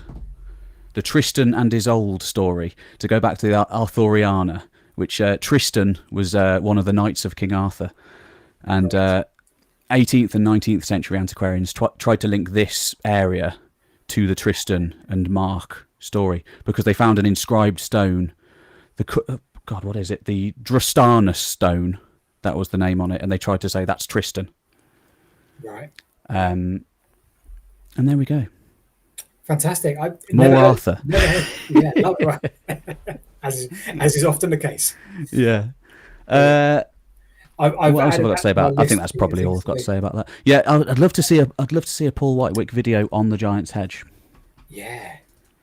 I've written it down. I'm all over it. And just generally more of these small little borders between realms that you can see from that period. But as you said earlier, it's about the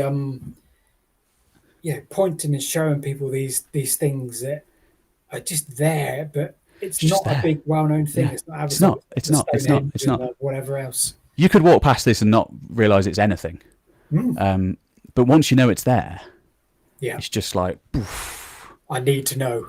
Yeah, because it really it makes you think, who was this ruler? Was it a little small dynasty that was going on, and how many people were involved? Who were they fighting against? And it just makes you think, just in Cornwall there were probably 10, 20 different kingdoms.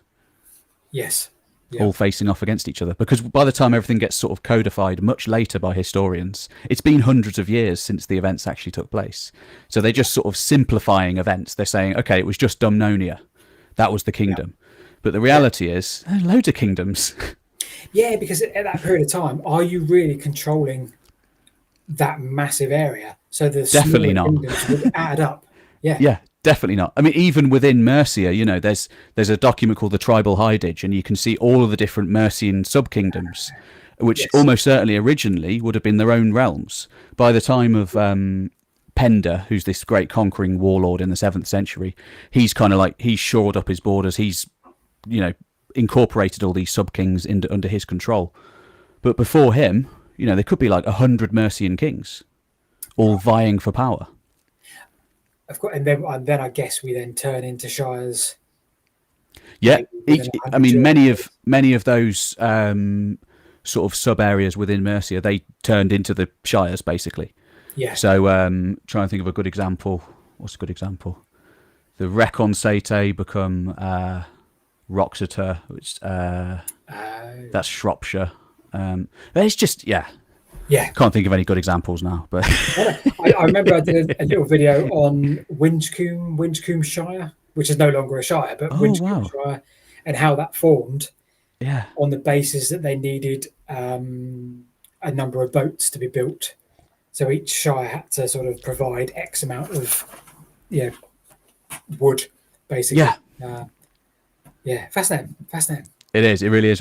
I mean, some of our shires in this country, they're very odd names, aren't they? And they've all got their own histories, and they. Yeah. Right, shall I tackle something? Yeah, let's go on to another one of your ones. I'm torn, really. I'm very torn. I tell you what, let's not do chronological order. Let's do No. Do whichever. Yeah, I'm going to chuck the Dorset curses at you. Amazing.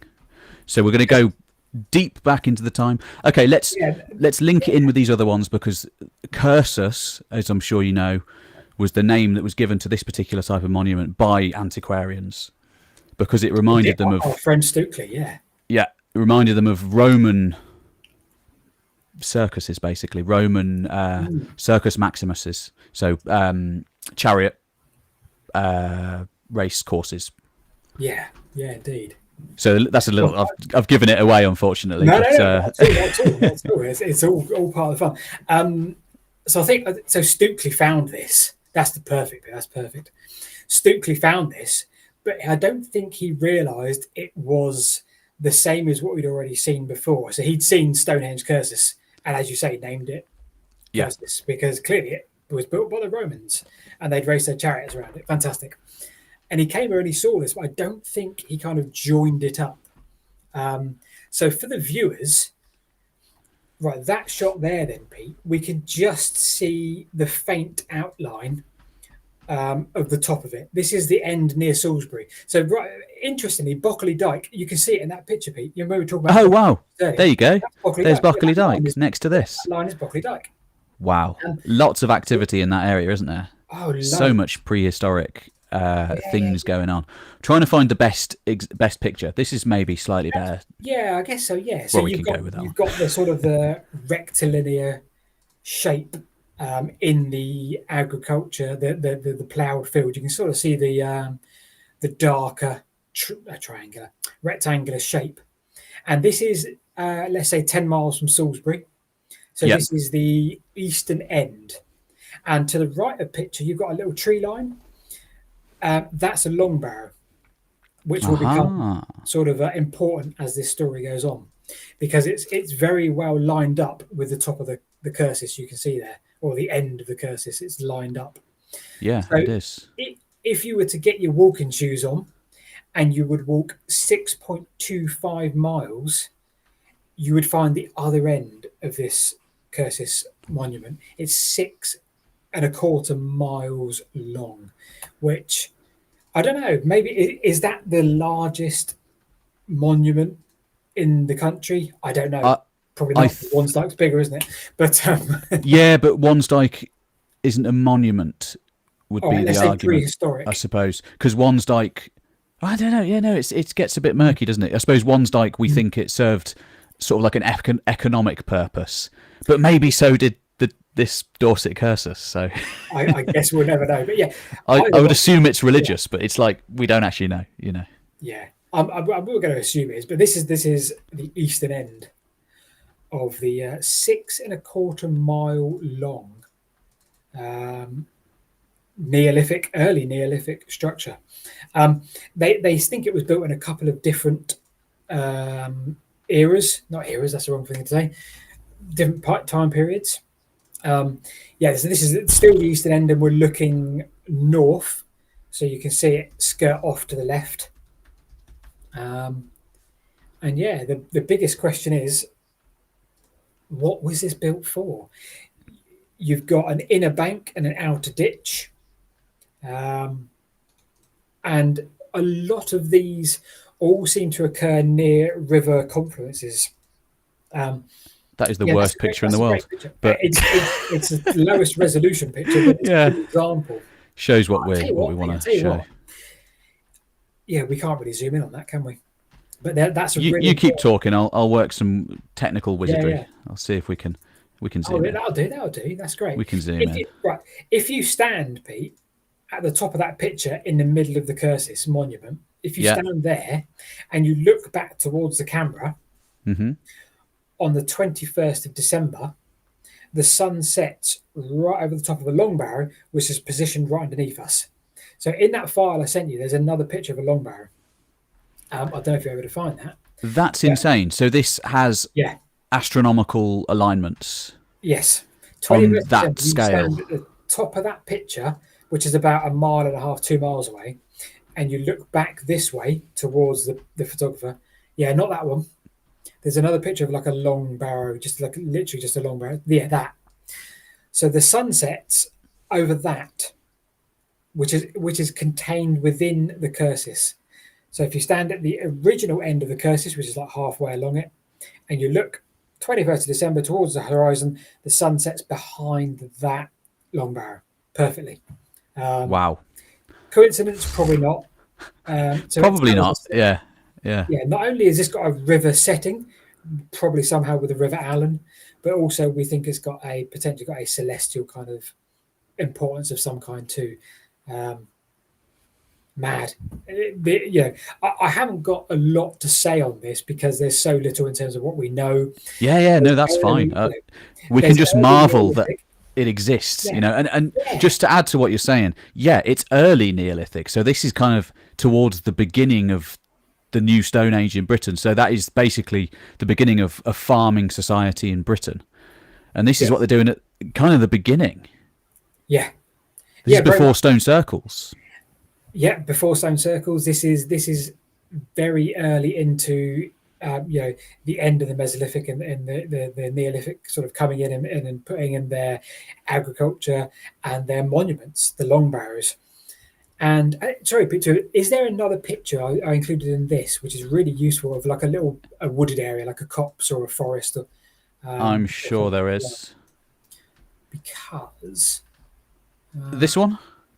That'll do. Perfect. That'll do. That's another long barrow, right? That's a long barrow. Okay. Believe it or not. So this is an interesting. So long barrows today, many of the examples you see, they're all nicely cleaned and maintained. This is what they would have looked like before all of that. So I suppose before Stukely and his lot sort of started cleaning them all up.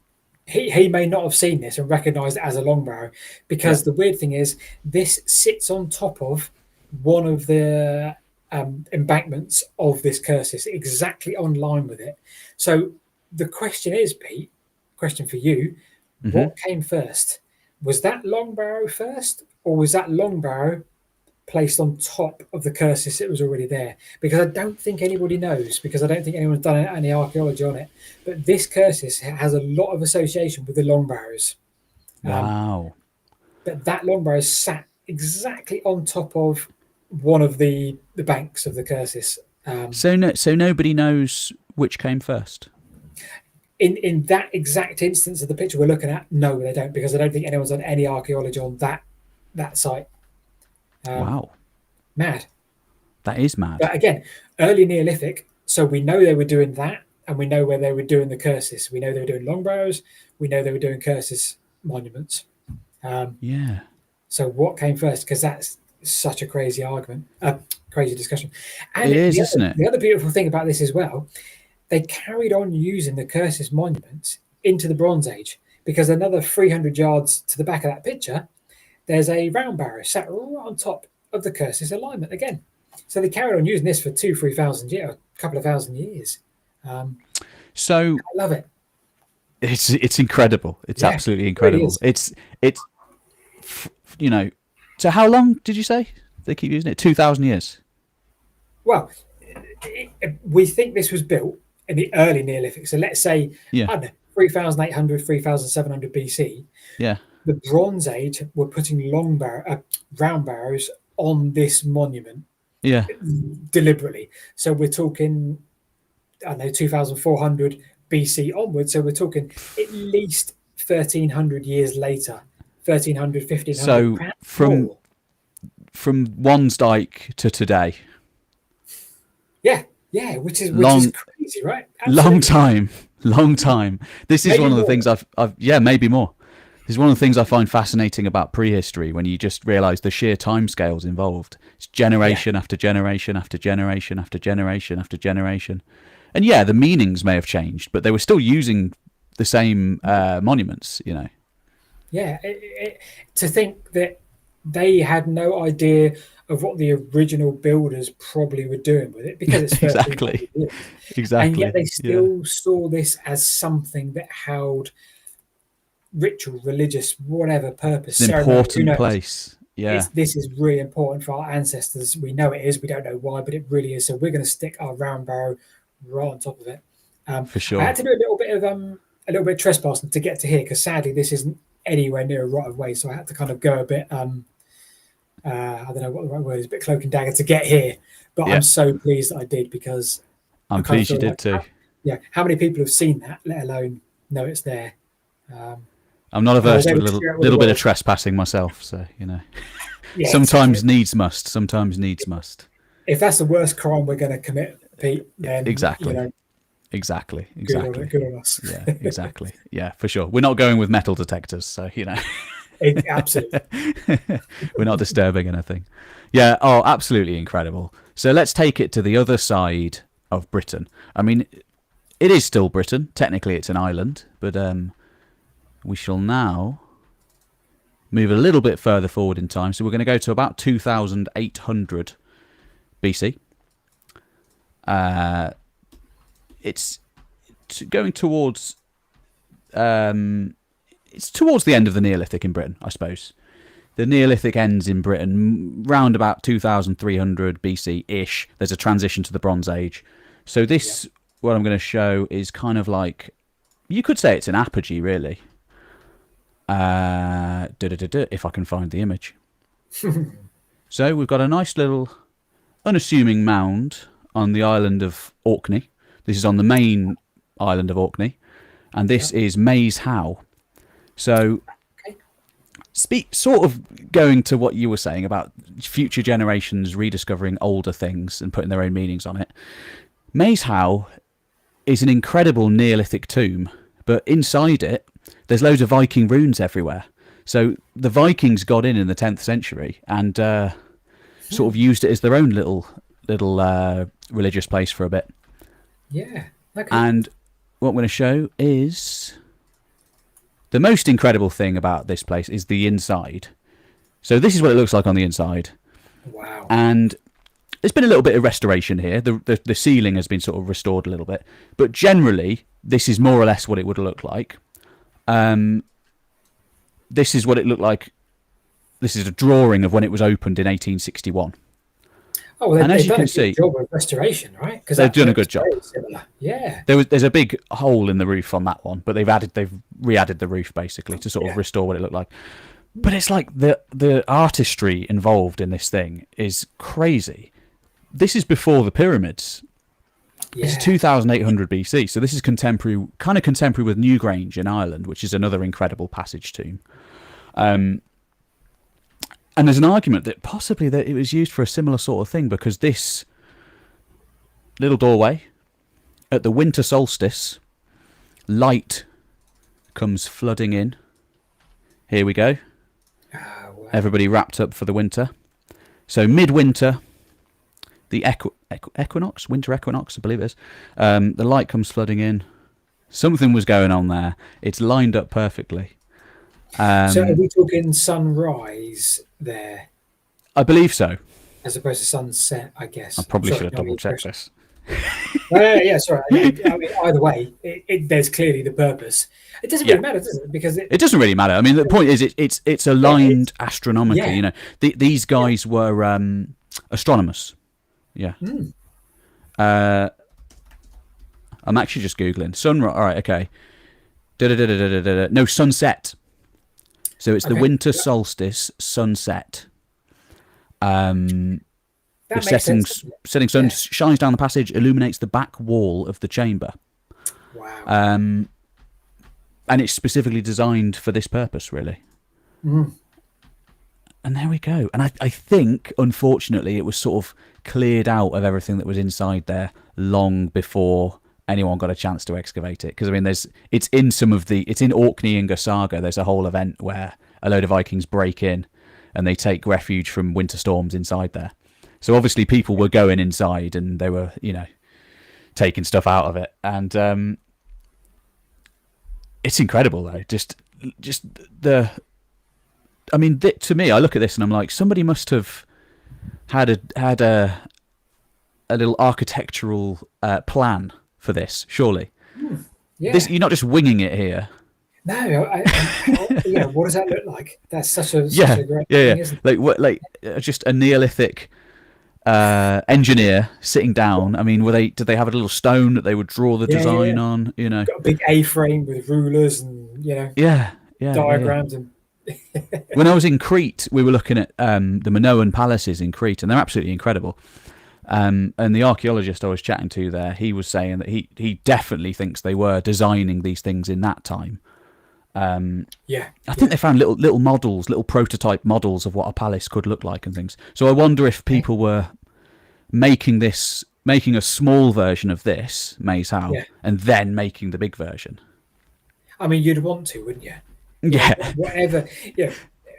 Whatever. it's a lot. So this is you another. were This is a living in. lovely image here, actually. So I think the idea, I probably should have read up on this again before this video, but I haven't read about it for about 5 years. But I just had to put it in because it's such a great example of Neolithic engineering in Britain. I think these alcoves had remains in originally, I think is the idea. And people would come in, probably priests, the elite sort of people would come in and they would confer with the dead, is an idea. If only we knew more. If only we knew more. Yeah, archaeology will one day tell us, I'm sure, if not at that site, I hope so. perhaps at another site or another I site. hope so. Yeah. I hope so. Yeah. I think so too. But yeah, I don't know. I don't really know of many other places where it's just so obviously really well made and it survives. Yeah. And you can also see the big stones here. Yeah. A lot of passage tombs and things like this that we get on the landscape. That's all that survives. Right. So you're just left with a real, not even a skeleton. You're left with like 2 ribs of what the structure was originally. But here it all survives, which is it's pretty cool. It's pretty cool. And I wonder if that's because of its location. Do you think It's pretty so remote and it's pretty remote. And also another interesting thing is there's quite a lot of stone available on the islands. So you didn't really need to nick this stone, I think, to be honest. Yeah. If you're building a house, you can find your stone elsewhere. You don't have to dig into this mound to get it out. And also, it's got the associations of otherworldly things happening if you mess with it. Yes. Yeah, of course. Yeah. You know, misfortunes coming down upon you if you mess with it. There's a fair bit of like fairy lore up there on Orkney. So because it was a Gaelic area and then it was Viking as well. So it's kind of like the fairies might take you away if you mess with this place. Yeah. Take you to the other world. Yeah. Brilliant. I must one day venture off of it's good. It's a good place, man. I mean, you don't. I heard you speaking to the prehistory guys. That was a lovely interview. Absolute legends, those guys. But I heard you saying you're not a big flyer, but you can do the whole journey in a car. You can drive to Orkney. Yeah, I mean, I've driven to as far north in Scotland as you can. Done it ahead, I believe. couple of times. So I've driven around Scotland a lot. I think You were when close we then. You could went, probably see Orkney. yeah. When we went, we were very tempted to go, but this was a sort of 10 years ago probably. But Yeah, yeah, special place. Certainly fits with what we do for it many does. different reasons. It does. And there's Yeah. endless things to look at on Orkney. This is just sort of one of the highlights, but there's hundreds of sites. The island of Rousay, I'm probably butchering the pronunciation. It's sort of pitched as, what do they call it? They call it the Egypt of the North because it's got so much archaeology on it. It's like every field has a bit of archaeology. Yeah, God. And yeah, it's probably because it's so remote. Really, it hasn't got a huge population today, so it's a lot of this stuff is just still there. Yeah, fantastic. Yeah, that's my place. That's your place. Okay. Head somewhere else now. I'll head briefly for this one. I think we've got two more left. Sure. So I'm gonna Yeah, do a brief. we can probably speed it up now. I tend to do about 2 hours for these things, but if we overrun, it's That's all why good. we're heading that way, are we? Yeah. I want to talk very briefly about the Fosse Way. So let's head to Roman times. Brilliant. Perfect. Away from our Neolithic back into I've got it. Roman era. Yeah, I've got a good Roman one after as well, so we'll head there. Fantastic. We'll do the Fosse Way. I just think- have this No, sorry. yeah, not too many pictures in there. There's only a couple. That'll do. Yeah. We've got a couple. That'll do nicely. Excellent. Fosse Way. I have this continued sort of not theory, a hypothesis. Was this a frontier? So we've got the Roman Antonine itineraries that give us all these wonderful routes along Roman roads from town to town to town. And then you've got the Fosse Way. And you've got a lot of the names that we associate today. Ackling Dyke, Watling Street, all of these Roman names, which aren't Roman, they're kind of more like Anglo-Saxon names for Roman roads, which I guess we sort of just attribute to routes rather than being, well, we know the Fosse Way was built for this reason. But I feel like the Fosse Way was different because we've got sort of tenuous evidence that this was perhaps something else. This was one that was joined up. It doesn't feature on the Roman Antonine itineraries. So it's not a route in its own right. And yet we have Tacitus, historian, as we know, talking about the governor of Britain in 46, 47 AD about building a frontier between the River Severn and the Trent. And you think, what was that? And then all of a sudden, if you look at the Fosse Way as a Roman road in its own right, that connects the River Severn, kind of, goes through Bath, up to Lincoln, Trent direction, your neck of the woods. Mm. So what was Tacitus referring to when he was talking about scapula? Again, I'm butchering the name there. What was he talking about when he said building a defensive frontier between the Severn and the Trent? Was he talking about this? We now see this as a Roman road. Was he talking about this? It's interesting. I mean, but look at that. It's a little bit like the delineation of the Danelaw as well. It's maybe this is like a natural frontier between the. I don't know. Yeah, it's sort of like lowland Britain in the east, and then highland in the west. Yeah. It just so I've kind of looked at this a lot and obsessed about this way too much. What I've looked at what towns and settlements were there before. What were they connecting? Well, certainly Leicester was, and certainly Bath was, but that's about it. Cirencester was built as a military town early on, so that kind of adds up too. And these historians are referring to sort of defensive towns built along this route. So are we looking at something that is a road for sure, but are we actually looking at a secondary use of this as not a defensive structure, but actually sort of an early defensive line, an early frontier? Well, it would be very quick to move your troops along it. And it would be hard for the enemy to completely destroy it or disrupt it, because that's a lot of resources you'd have to put into taking out piece by piece from this road. Interesting. So you're thinking this could be a rare example of when we know exactly a road was built. Yeah, Is that rare? yes. There's a guy who I'm going to forget his name, Joseph somebody. Oh, that's embarrassing. Joseph somebody, a Yeah, student, that's right. who's done a really good PhD on dating Roman roads. What have we found on them? He's mapped this whole beautiful map. I wish I could remember his name, Joseph something. A beautiful map of all the dates on the Roman roads of where we have evidence to date them. From the lead road that goes sort of Salisbury to the Mendips. They've got the sort of a lead ingot. So right, well, we can date that to 43, 44 AD. They clearly made a beeline to the Mendips. So I think there's been a lot of work done. But yeah, the Fosse Way, well, we can certainly consider this is perhaps what Tacitus was talking about when he was referring to this date of 46 AD and this frontier being built. I'm not a historian, Pete, so I'm just going to sort of chuck that rock in the pond. Oh no, that's great. No, I love it. I love a speculation. It's great. I tried to Google the guy's name, but it didn't come back with anything. Yeah, I'll send it post interview. Oh, Adam Morgan Ibbotson, he's got a good channel as well. He says it's the Humber X line, sometimes used to delineate North and South England.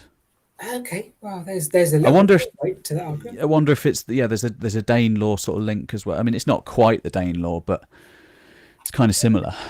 It's kind of similar to the line that was divided between Mercia in the Viking Age. The western side remaining under Mercian control, the eastern side going to the Danes. Yeah. Maybe it's just a sort of natural. I mean, maybe the road was something to do with that. I don't know. Yeah, I don't know. I don't know. Yeah. That's certainly more your knowledge base than mine. So we are looking at potentially the road that was sort of put in place by 47 AD? Did you say? Well, this governor was in Scapula. Scapula. Publius Ostorius, Scaptula. Scapula.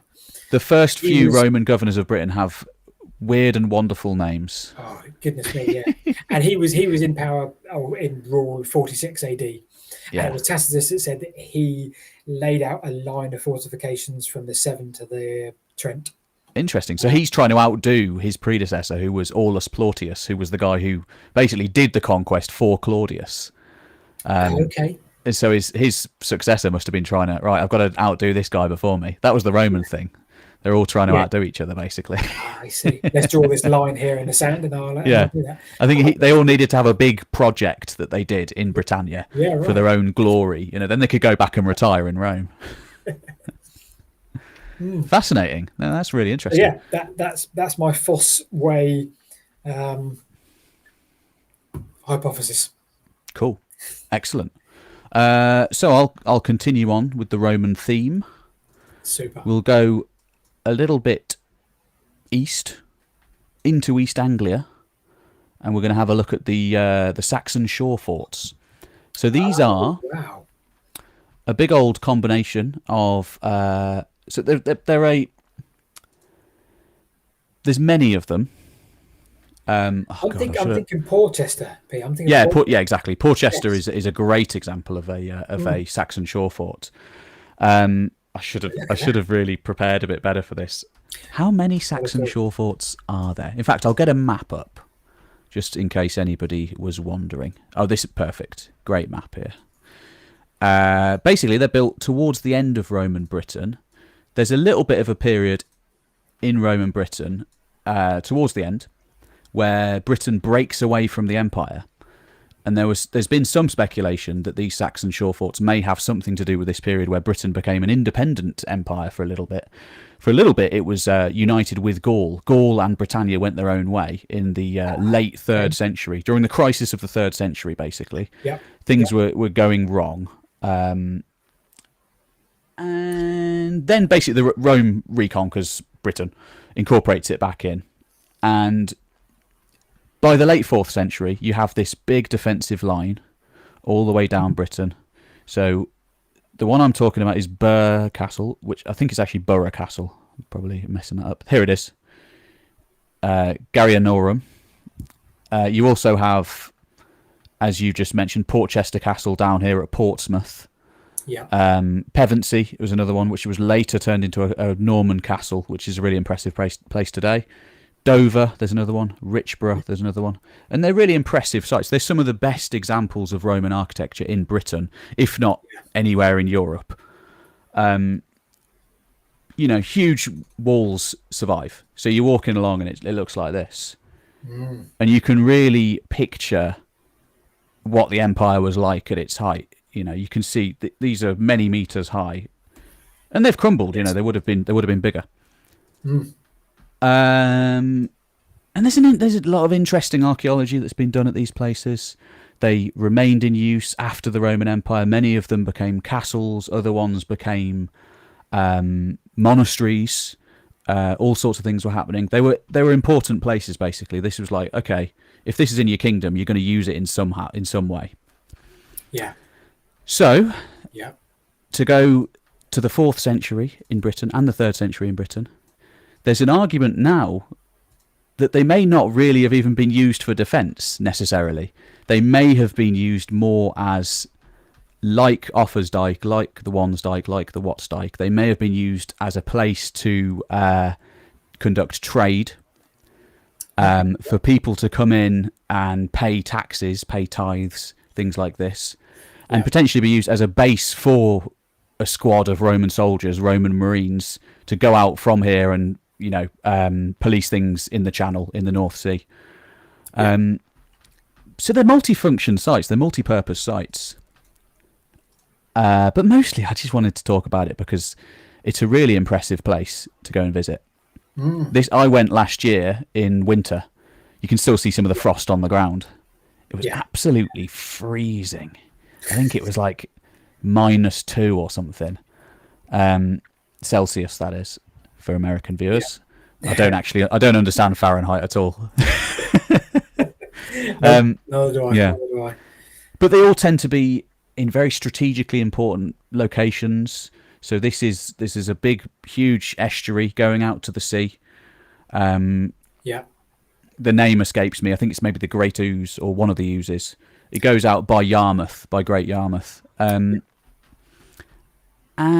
Portchester Castle, obviously, very strategically important location, near the Solent. And at its height, if all these places were fortified, the empire was doing well. You'd be doing okay. But then at the end of the 4th century, everything becomes abandoned. So there's evidence that most of these places, they're just sort of stripped of their soldiers, and they were taken elsewhere. Many of them are sort of reoccupied pretty quickly, but it's a very different set of evidence in the 5th century to the 4th century. Coinage disappears. Yeah, of course we have less ability to use coinage, clearly, because I guess there wasn't a huge amount around thereafter. That's right. And the idea is if coinage collapses, then it's quite difficult for the same level of society as existed before to continue on, because everybody had got used to that system. So everything just sort of there's knock-on effects and it all sort of falls apart. Yeah. And then we have little tiny kingdoms like the Giant's Hedge forming. So I guess the little tiny kingdoms would be reusing this sort of thing for a short period of time. For sure. Yes, why not? There's some interesting evidence. To be honest, I'll level with you, Paul. I've been digging in Derby this week at the Roman town of Derventio, so I haven't had much time to prepare. But there is some evidence of this being incorporated in the early kingdom of East Anglia. So same kingdom as Sutton Hoo and all that sort of thing. Although this is a little bit far away from Sutton Hoo because this is Norfolk, just about, whereas Sutton Hoo is in Suffolk. Yeah. So it's on another one of those rivers that's a little bit further up, and that kingdom was kind of based along these rivers, and they would look to the North Sea, and they would kind of trade with Scandinavia and all these places. Sort of lost my trail of thought there, but it's a great place. It's a really great place to go to. And again, as you can see from this image, there's no one there. I mean, granted, I was there in December, but still, there's no one there. You have the place to yourself. Yeah. Yeah, I mean, Porchester's the opposite. I visited Porchester, Portchester. inside Portsmouth, basically. So it's booming. It's always Yeah. booming. Oh goodness me, couldn't get a car park space for quite a while. Mm. Yeah, tried filming there actually, and God, that was hard work. That was hard work trying Yeah, not to get sort of too many people in shot. And for sure. but For yeah, sure. it's so similar to that in terms of the construction, the layers. Brilliant, really good This is the stuff. other fascinating thing. They're really uniform. So it's this Yeah, sort of playing card shape. They all look the same. They all yeah, look basically the same. The idea is these three sides are defended, and then one side would have been, it would have had boats on it. yeah, And sure. these were marine locations, basically. This guy, Carausius, who was this Roman emperor at the end of the 3rd century of this independent Britannia, the Oh, idea is he he, broke away, didn't he? he broke away, and he was possibly a naval commander to begin with. So he was That's it. Yeah, he was like the first British Empire with the first British Navy, and the yeah, idea is he was quite powerful at sea. He gets overthrown by his subordinate, who rules for a few years, and then yeah. basically his subordinate gets overthrown in turn by Constantius Chlorus, I believe it is, who was Constantine the Great's father or uncle. Um, And I have a funny feeling I yeah, read that that guy was minting his own coin. he was. He's like, right, Yeah, I am my own king, as it were, yeah, or emperor. emperor. And he was minting his own He coin. didn't go by half measures. He didn't do No, king. He said I'm the emperor. But the fantastic. genius of Carausius was that he made no attempt at the continent. He just said, "I'm the emperor, and I'm going to stay here." Whereas a lot of British usurpers later on, like Magnus Maximus in the later fourth century, Constantine II in the early 5th century, they both went to the continent to try and conquer bits of the mainland. Yeah. Okay. And they were defeated. So Yeah. Yeah. Of Carausius's course. genius was that he just turtled in Britain and he just stayed there. But then it was his own subordinate who killed him. Yeah. Yeah. Yeah, I suppose, Roman Britain, there's a lot to see. There is a lot to see. I was trying to think of the best example of some surviving Roman structures, and this was the one I went with. But there were many other candidates I could have chosen. Caerwent, I don't know if you've ever heard of that place in South I've heard of Wales. it, but I've sadly never been. Yeah. It's a little bit like this, but it's a town, and it's complete. The town walls survive Yeah. almost in their entirety. It's amazing to see. Another one is Viriconium. That's a great one where there's a part of the basilica still stands called the Great Work, and it's huge. I think that's maybe the tallest surviving Roman structure in the country. Okay. Fantastic. And that's my little bit on Roman Britain. All good. Love it. Absolutely love it. So shall I will finish up on Yeah, Silbury Hill. I mean, you know and love Silbury Hill perfect. very well, That's I'm a sure. brilliant one to finish on. But it's kind of both where we sort of spend our time in terms of the era, I'm sure. For Um, sure. and for me, it was my first sort of biggest video. I did a video on Silbury Hill. It might And be the one that I first saw, actually. fair enough. I finally got to the heady numbers of history time for once. Never to experience again, but I Hey, had you a do go. good. You do good numbers, man. So I called the video the day Silbury Hill collapsed because it did twice. Yeah, And I sort of told the story of the collapses and how they helped us date it. Sort of almost by accident. It was like an opportunity came to light. Um, I think so. The year 2000, I think there was the top, the flat bit at the top, sort of caved in quite a lot, and this was probably a combination of a lot of things. A combination of the fact there was probably like a totem in the middle at one point, or maybe originally I think it was a combination of antiquarians digging from side inwards continually over the sort of 16, been a 1700s. few tunnels dug in, haven't there? A few tunnels, yeah, for sure. Yeah, And yeah, I think it was Amanda Chadburn who got a phone call and said in 2000 and said, bit of a problem with Silbury Hill. We need to do some work. So come 2007, they said, right, we're gonna finally close up Silbury Hill and all the ridiculous tunnels that they've done over time. We are shutting it off forever in our lifetime. so that perhaps one day future generations can come here and work out what it was. But for our time right now, that's it. So they dug into one of these pre-existing tunnels, probably I think it was Atkinson in the 1950s, with David Attenborough for a Hang BBC on. Two program. The David Attenborough. The David Attenborough said, "I'm going to make a Oh. BBC Two program. Who are the archaeologists of today? Oh, a guy called Atkinson. Do a dig into one of the pre-existing tunnels," and they did, and they couldn't find anything because there is nothing in it. Yeah. But they left the hole open. So Amanda Chadburn and her team in 2007 for English Heritage said, "Right, we've got to sort this out. We need to repin it." So they went into the middle, into one of the tunnels that was already there, sort of shored it all up, and they were about to start backfilling. So, right, we're just filling it in. We're closing it for good. And 2007, Amanda Chadburn got another phone call. In the middle of the night, Silbury Hills collapsed again. This time, the inner tunnel had collapsed, part of it had collapsed. But that was this godsend, because what happened is they said, goodness me, look what you can see. So it left this sort of cave inside it, and all of a sudden you could see one of the phases of it being built. And the beauty was that is they found, I'm telling you everything you probably already know, Pete. They found inside it a particular seed of grass. It was King Arthur, wasn't it, inside? Yes, King Arthur inside, and that was it. Legend was solved. Yeah. No, they found a seed, and they could date it, right?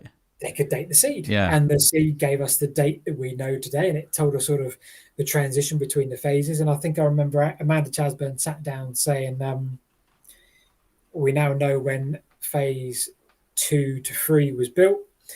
And yeah, it was probably over a number of generations, the whole thing. But they said it could be, if you managed to live a very old age, you may well have seen all 3 phases, possibly. That was sort of the minimum date, if that makes sense. You know, when you do radiocarbon dating, you get quite a range of dates. So you could have been born when it began work, and if you were the luckiest person in the Neolithic, you might have lived to the age of 97. Exactly. And that would have been the minimum sort of period. But yeah, perhaps 150 years, perhaps 200 years. But I love that. And again, because we have that date, we can say, right, well, this was the end of the Neolithic, the start of the Bronze Age. So who built this? Why did they build this? You've got West Kennet Long Barrow, 300 yards across the road. So what are they doing? Is this the people that sort of are sort of being pushed out by the incoming Bronze Age? Is this sort of their, I think it was Mike Parker Pearson that said this is the last stand of the Neolithic. I like that idea, but we can't know for sure. But I mean, he's a prominent archaeologist, and he said that he's the guy who didn't he find the original Stonehenge? Is that Mike Parker Pearson? He found I don't know. So he found where, I think, in the Preseli Hills where Stonehenge had originally stood. The Bluestones, yes. The Bluestones, and then they'd moved it from Wales to near here, really, just down the road to here. Yeah. So there's so much going on in this area in particular at that time period. It's like really, it's the place to be at that time. Here and Orkney as well is another centre of things going on up in the north. But it really does seem like it's a sacred landscape. This place, this Salisbury landscape. Miles of it, and as you say, so much going on. The end of the Long Barrow, the start of monuments like this, the transitions of Avebury across the road, moving the megaliths from West Woods across to Stonehenge. Yeah, you've got the source of the River Kennet there as well. As you say, it's just endless. The time you could spend here just enjoying the landscape. Absolutely. Questioning all these things. Absolutely. I think West Kennet Long Barrow in itself is worth the visit. And then from West Kennet Long Barrow, you can see all of these other things. You can see Silbury Hill from it. I think you can just about see Windmill Hill. I don't know if you've been there. That's a Neolithic settlement on top of a hill where possibly some of the people were living who may have been involved in Silbury Hill and these places. Causeway Enclosure, I think, was on top of Windmill Hill originally. 3 rings as well. 3 rings of a causeway enclosure. Yeah. And that in itself would be a really interesting site, and it's just one site amongst this mass of other things going on as well. And obviously you've Yes. got, so right, okay, Stonehenge. What have we got? We've got the main Stonehenge bit. We've got the Stonehenge cursus. We've got any number of Bronze Age barrows in the landscape around it. There's Durrington walls. Yeah. There's, what else is there? Oh, Woodhenge. the River Avon, yeah, Woodhenge, yeah, of Yeah. course, yeah. It's bonkers. Yeah, it really is. What a landscape that we're sort of lucky to live in. It's like they were playing Minecraft. Not that I've ever played Minecraft, but they're just sort of experimenting on the landscape, aren't they? Yeah, just like Because what can we everything's do? different. Yeah, yeah, And these sort of projects, like let's take Silbury Hill in its own right. Forget the surrounding landscape. Not that we should do that, but forget the surrounding landscape. This is something that they're building that perhaps they're not going to see the end of in their lifetime. It's like doing a project that isn't for you. It's yeah. just a thing you're doing that will perhaps live generation after generation. What are you doing? Are you building high because you're reaching for the gods? What are you doing?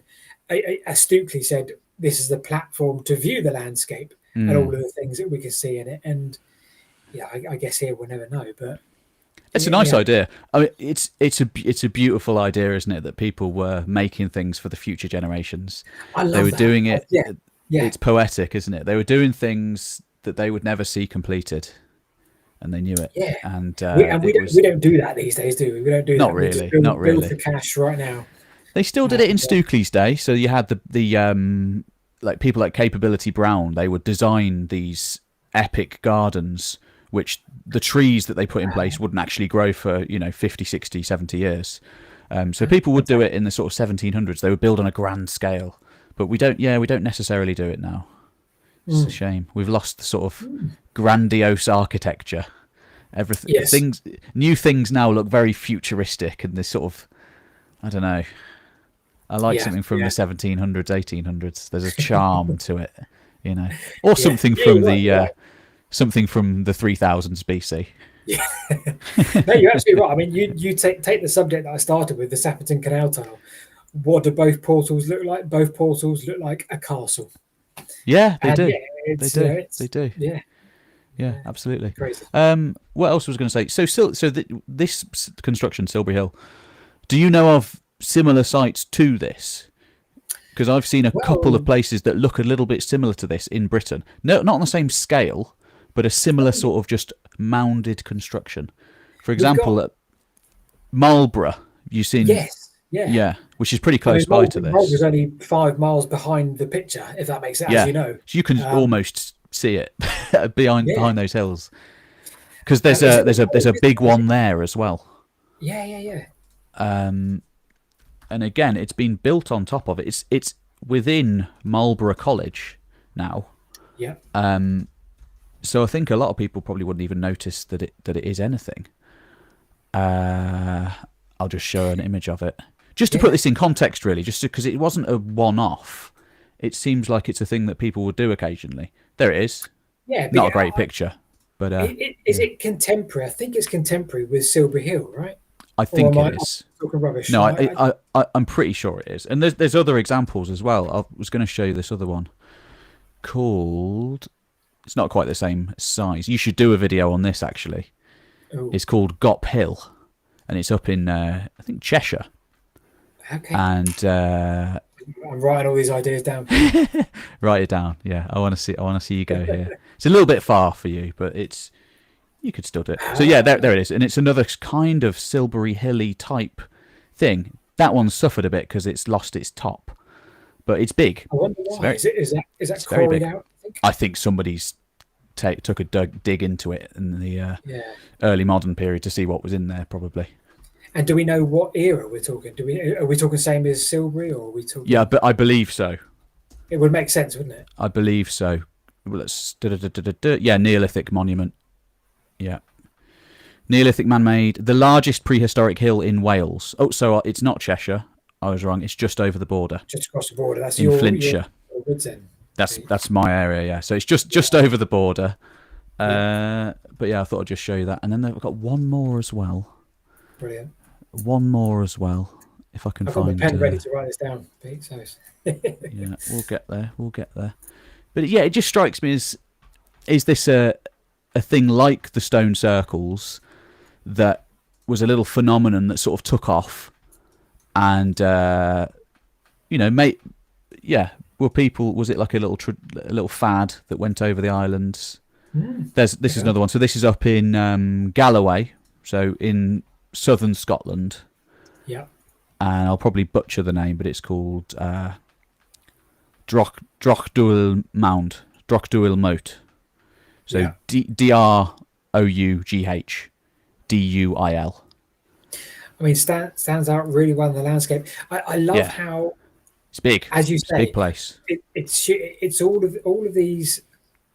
Yeah, we think of the Neolithic or whatever era, the Bronze Age, as times when people couldn't travel, word wouldn't travel, but clearly it did. Clearly, it did. If these ideas are being in a similar period, contemporary with one another, clearly ideas of traveling. Yeah, you've got the altar stone coming from somewhere in North Scotland for Stonehenge. Yeah, So precisely. people, the length and breadth of the country, people shared these ideas and philosophies and thoughts. And this, yeah, is another thing that highlights it. I love that so much that For sure. they were connected. They were connected. They were connected. Yeah, people must have been travelling between these sites, and whether they were going on pilgrimages or whether they were part pilgrimage, part trade mission, Yeah, it really makes you think, doesn't it? But the thing is, really people does. were not so sedentary in these times. They were farmers, but they were also still hunting, and they were still moving, and they were probably they had a winter place where they lived and a summer place that they lived, and they would move between, and they were a little bit Of course, yeah. oh, what's the word for it? I've lost the word for it, but there's a word for it. Oh, like a bit nomadic almost. little bit nomadic, yeah. They Yeah, would move their animals as the seasons dictated, and potentially move between these ceremonial sites during the year, during their sort of ceremonial calendar, because they probably did have calendars. That's what these monuments are often about. yeah, yeah. Fascinating stuff. It really is. It really is. Well, we can probably end in a minute. I'll just, as we have teased it in the thumbnail, we've got to talk about Maiden Castle just to finish. I love Maiden Castle. We'll just have a little place we both love. I actually visited for the first time last week. Oh, really? Yeah, Fantastic. and I had a absolutely lovely day out at Maiden Castle. Went down with a mate, And a long walk. we were on a little trip going through southern England, going from Hillfort to Hillfort. Yeah. And we ended up in Dorchester, and we thought we've got to go look at Maiden Castle in the morning. And we thought we'll just nip in. We thought Two days later. Yeah, we'll just nip in. We'll only be there for an hour or so. I think about 3 hours later, we'd walked around the whole of the top just without even realising, and Yeah. sitting down, and we were like, "Bloody hell, we need to get back." Yeah. You kind of lose sense of direction, don't you? When you're walking on like whichever rampart you want to walk on, you just kind of lose sense of which way you're facing. You just You lose direction. You lose time. We were joking. We thought that maybe a Barrow White had put its spell on us, and we were getting lost in a time warp, because there is a barrow actually. You can see it, a very prominent Bronze Age barrow nearby. So this is an Iron Age construction. This is the biggest Iron Age hill fort in Britain, just for anyone who hasn't heard of it. Earlier on in the chat, we were talking about this sort of complicated entranceway, and look at it, it's crazy. Yeah. And the idea is all of this would have been fortified. Anything to add? Yeah, I mean, the Maiden Castle, as you say, certainly ramparted, fortified, wonderful pictures of how it would have used to have looked. Lots of people lived there, but every bit of evidence. Look at that. Every bit of evidence we have from current archaeologist Miles Russell, who does the Jura Triggers project, lovely chap. Absolutely modern evidence suggests that when the Romans arrived, completely unoccupied, would have been since 100, 150 BC. No one was living there. You just find farmsteads dotted around. So I think it was Mortimer Wheeler. Oh, in the 90s. Sir Mortimer So Wheeler, absolute caricature. Oh, I love anything with Mortimer Wheeler. He pops up and he's the most Victorian-looking man in the world with his pipe. yes, Yeah, and he gave the story that the Romans came here. There was a monumental battle, all of this wonderful stuff, and I think by the 1980s, 1990s, Niall Sharples and then of course Miles Russell in more recent times have said, "Nah, it didn't happen. Sorry, chaps." There were, Old Mortimer would see war and battle everywhere. And to be fair yeah, to him, and he he did. was he'd seen a fair bit of war and battle in his own life because he was a vet Oh, from the First World War, as most men were of fighting age at that point. So he came back from the war, seeing yeah. war in everything, as you would. You can see why Probably that makes sense. traumatized, you know. Yeah. So he But was also, seeing I mean, battles anywhere he went. to be fair to him as well, he wanted to popularize archaeology, which it needs. I mean, even now, we think that needs doing, you know? So, First and again, TV archaeologist, there's a good argument for, because I think probably in David Attenborough's day when he was the head of BBC, Mortimer Wheeler was doing archaeology programs on TV. yeah, right. Brilliant. And I think he certainly led this with very much. Romans came here and there was a monumental battle. But yeah, I think if you the current archaeology says that no, they would have had the Romans here in the Duro Triggers area would have had no resistance. They'd have Yeah. just found farmsteads, peaceful sort of time. You know, the Iron Age themselves, intertribal, certainly would have had bloodshed, but Romans and Duro Triggers probably not. They were And left I with think from what I've read recently about the Iron Age as well, mostly they would fight in potentially like prearranged locations outside the hill forts. They wouldn't oh really? tend to storm these hill forts usually because it's going to be a bloodbath if you try and take one of these places. Yes. Yeah, Um, yeah, yeah.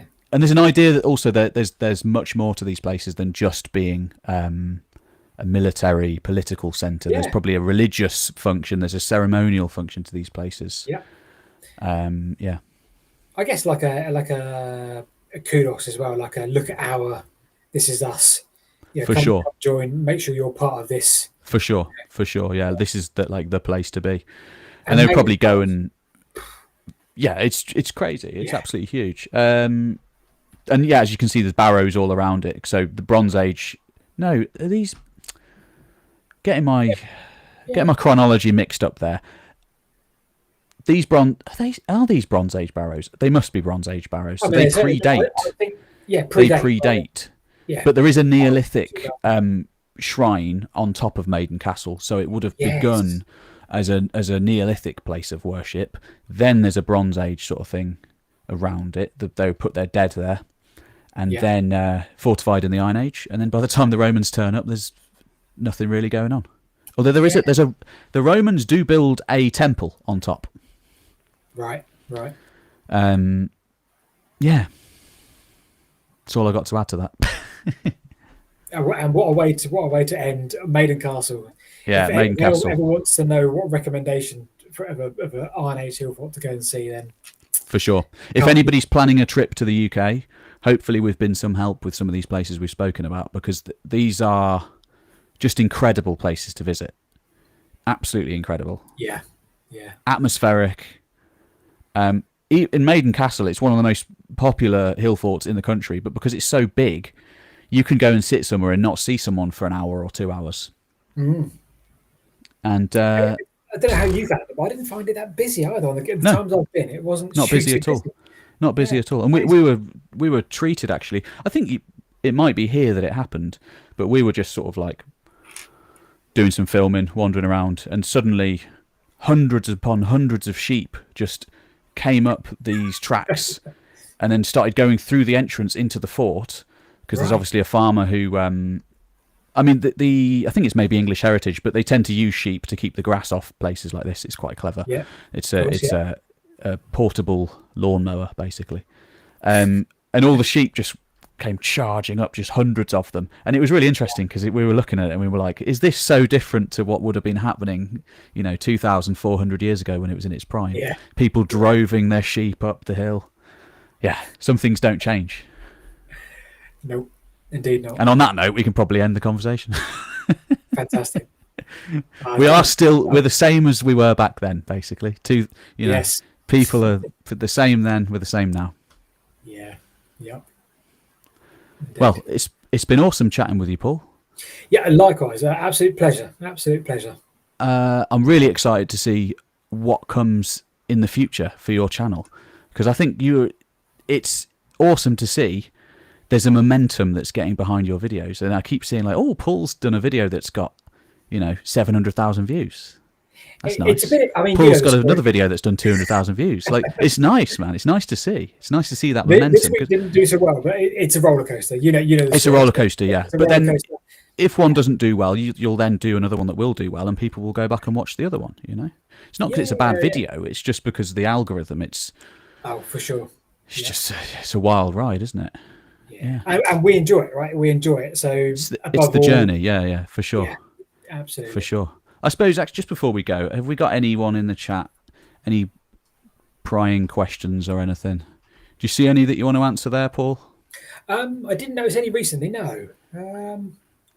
I did see somebody corrected me on the river by Burr Castle is the Yar. Of course it is, because Great Yarmouth. Yarmouth. So the mouth of the Yar.